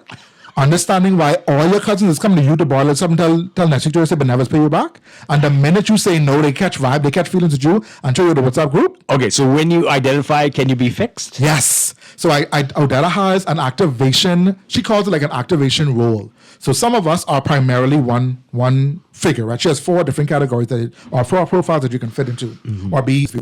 But some of us have what we call, I think she calls it an activation profile. So it means that by and large, you're typically a so-and-so, but depending on the circumstance of the people you're around, you may end up being a so-and-so. Okay. Right? I'm a liberator, which means I want swipe. Just run it. I ain't see no risk. We got money to spend, let's burn it. Now, as the gentleman asked my age earlier, when I was 28, that didn't make sense. Right. At 38, you got to hold your head. Right? So my natural response to money when I have it, or before I catch sense, was swipe and more can come. But now that I have sense, it's like, hold on, is this worth the swipe today? I want to be in a position to swipe when I want to, but is this the thing that's worth the swipe? Can it be multiple, like depending on payday? You could, no, that's a bad choice. No? That's a bad choice. That's the point. That's the reason why so many people are in the cycle. Okay. Well, they can't wait till Friday evening. Certain part of the month you hold your head, and but other times... The 15th and 30th, by the evening of the 15th, you broke again. Yeah, exactly. You go and buy one of them biggie size thing up, and you just in a tight again all over again, right? Oh boy, leave it to God. Come on. And you're praying for God to make it work a miracle, but you are mismanaging the opportunity God has given you. Okay. And so at this conference, we're going to show you how to navigate, source, cultivate your wealth. I think you have one more speaker you didn't name. We also have Dr. Cindy Trim. Dr. Cindy Trim is going to be our closing keynote speaker. And this young lady, she's placed a call to me. She said, Ahmad, if you know her voice, I can't get it as rich. But she said, Ahmad, I'm here to undergird your vision. We are going to interrupt once and for all, break the patterns that have kept your people bound for a very, very long time. There's no reason you should be living the same life 3 and 4 times a year. Living the same year 3 and 4 times in a row. That is not God's will for you. You are supposed to be living glory to glory, going from dimension to dimension. And this conference is going to assemble you, get you together in a way that makes you realize what you've been doing ain't making no sense. Not a point of judgment, a point of alignment and awareness. So you can understand what is in front of you is better than what's behind you. Okay? Only got a couple minutes left. Let people know how to be a part of this and where it's going to be. This is going to be on January 30th. That's next week, Friday. It's 1 week away, 7 days away at the Bahama Convention Center from 9 a.m. to 5 p.m. This is a full day conference. Let somebody else pick up them children because you can't leave. Dr. Trim is going to close out the session, so that means it can be heavy towards the end. They're seeing one of them where certain parts good and certain parts bad the whole day. Can have you in check. We have 2 activation segments by one of our huge partners, Simplified Lending. Simplified Lending has created a system called Simplified Tech, the White. The things they have done with AI to radically make your life easier. Whether you are in business, an employee, a housewife, a pastor, if you are looking to utilize technology, not fair technology, if you're looking to understand how advancement in technology is supposed to make you better, not keep you stuck, I need you to be in this room. Wow. Simplified Lending is going to have an incredible activation segment to show you what they have created in our Bahamas by Bahamians for Bahamians and around the world. This is going to be groundbreaking. Do not miss this opportunity. This is going to be, like I said, at Bahama Convention Center next week, Friday, January 30th, 9 a.m. to 5 p.m. You can register at theshiftexperience.com. I'm going to pause for a moment and slow down. THESHYFTEXPERIENCE. Theshiftexperience.com. If you are listening to me today, you can use the code SHIFT. Dwight is giving you a special discount that you can take advantage of to join us next week, Friday. That discount is Monday. Don't skylark. Go borrow the money if you have to borrow it, and I'll also tell you why you need to be there. If you don't have $197, $297, or $397 to make your life better, you're in the wrong position. Now, you spend money on everything else. 1 month ago, this kind of time, the white people was getting all their lashes do, all their eyebrow do, all their new clothes for them Christmas party, and y'all still broke. Calm down. Wow. Change your life, change your perspective, make better choices for yourself. This is January 30th. This is 2026. There's no reason you can't be better off than you were last year. Even if you were great last year, there's better for you now, this year and beyond. So please, I want you to join me and these incredible speakers and the hundreds of people that have already registered to be in this room on January 30th. Registration begins at 8 a.m. We want to have a wonderful time in the Lord, but also a wonderful time on this earth. You are supposed to be an example of God's favor in the earth. And this conference is a space you come to do that, to demonstrate that. Very exciting stuff. Everyone's asking, they want your number, they want you to come speak to their company. 468-0192. The website is kind of long. You may have missed that website, but it's 468-0192. You can call or text us today. We will give you the information you need. Please do not shift on your own. Mr. and Mrs. Lily, you're thinking to yourself, am I that sound churchy? All them bishop and thing in there. So, bishops and doctors and things as people first, and they all understand leadership and wealth. They all understand how to steward the money, the opportunity God has given you, the gift that God has given you. You always quote the scripture all the time. My gift can make room for me. Okay, fine. You in the room. What you doing in the room? Still skylarking, still making bad choices, still doing dumbness. Come to the Shift Conference, change your life, and live better. That's all I'm asking you to do. Okay. And if this ain't for you, don't come. Everything cool. We straight. If you want to say the same and do the same old dumbness this year, we straight. Watch us from afar. We can tell you about it afterwards. But if you're trying to really walk into the things that God has in store for your life this year, if you want this kind of energy all day, meet me to the Bahama next week. Wow. You sent this to some of the people running for the election? All the MPs, y'all got to pay. Y'all can't come for free because y'all got it. But let's ride. Bring the whole parliament, Mr. Brave Davis. Bring your whole opposition, Mr. Pintard. Let's shift this country and its trajectory once and for all. You'll come get some good talking to so we could change this country and our nation. I think that is a very good idea. Y'all got to pay full price. You know this coming for y'all. Yeah. Pay. Ahmad Rashad Thompson, thank you so much. I know it's going to be great next week, Friday at Bahama. And we'll see you next month. Indeed. Thank you so much for being here. Great stuff. Ricardo Wells, thank you for being here. Thank you for having me. Yeah, and you've got the Accredited tomorrow morning at 11 right here on Guardian Radio. Definitely. Big weekend. Conference championship, so there's a lot to get into. Big stuff. Yeah. All right. Thank you again. Everybody pick up today's Nassau Guardian for the Guardian business section. All the business news you need to read in there. And this portion of the show brought to you by CFAL, growing wealth for future generations. I'll be back on Monday. Everybody have a safe, wonderful weekend. Stay tuned for On the Clock with Aaron Green next.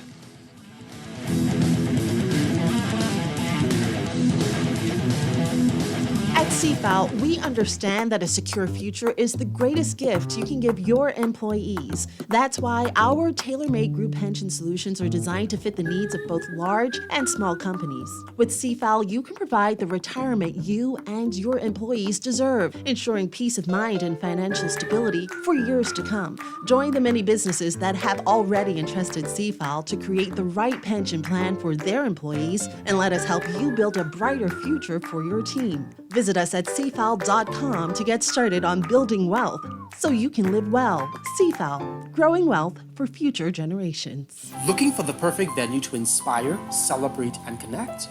Welcome to Clifton Heritage National Park, one of the most unique event destinations in the Bahamas. Planning a wedding, birthday, or concert?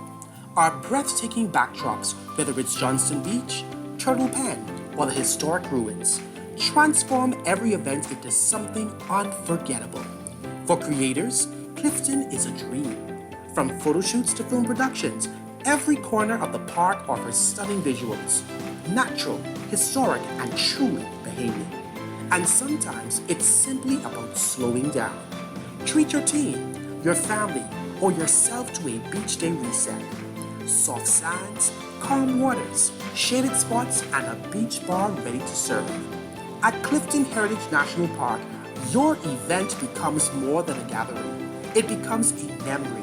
Celebrate with us, create with us, reset with us. Clifton Heritage National Park, your destination for unforgettable experiences. Come and see Clifton Heritage. Put more money back in your pocket with the Fidelity Debt Consolidation Loan. Why pay more when you can pay less? Reduce your monthly debt payments down to one low, easy payment. Apply for a Fidelity Debt Consolidation Loan today. Call 356-7764. Fidelity, we're good for you.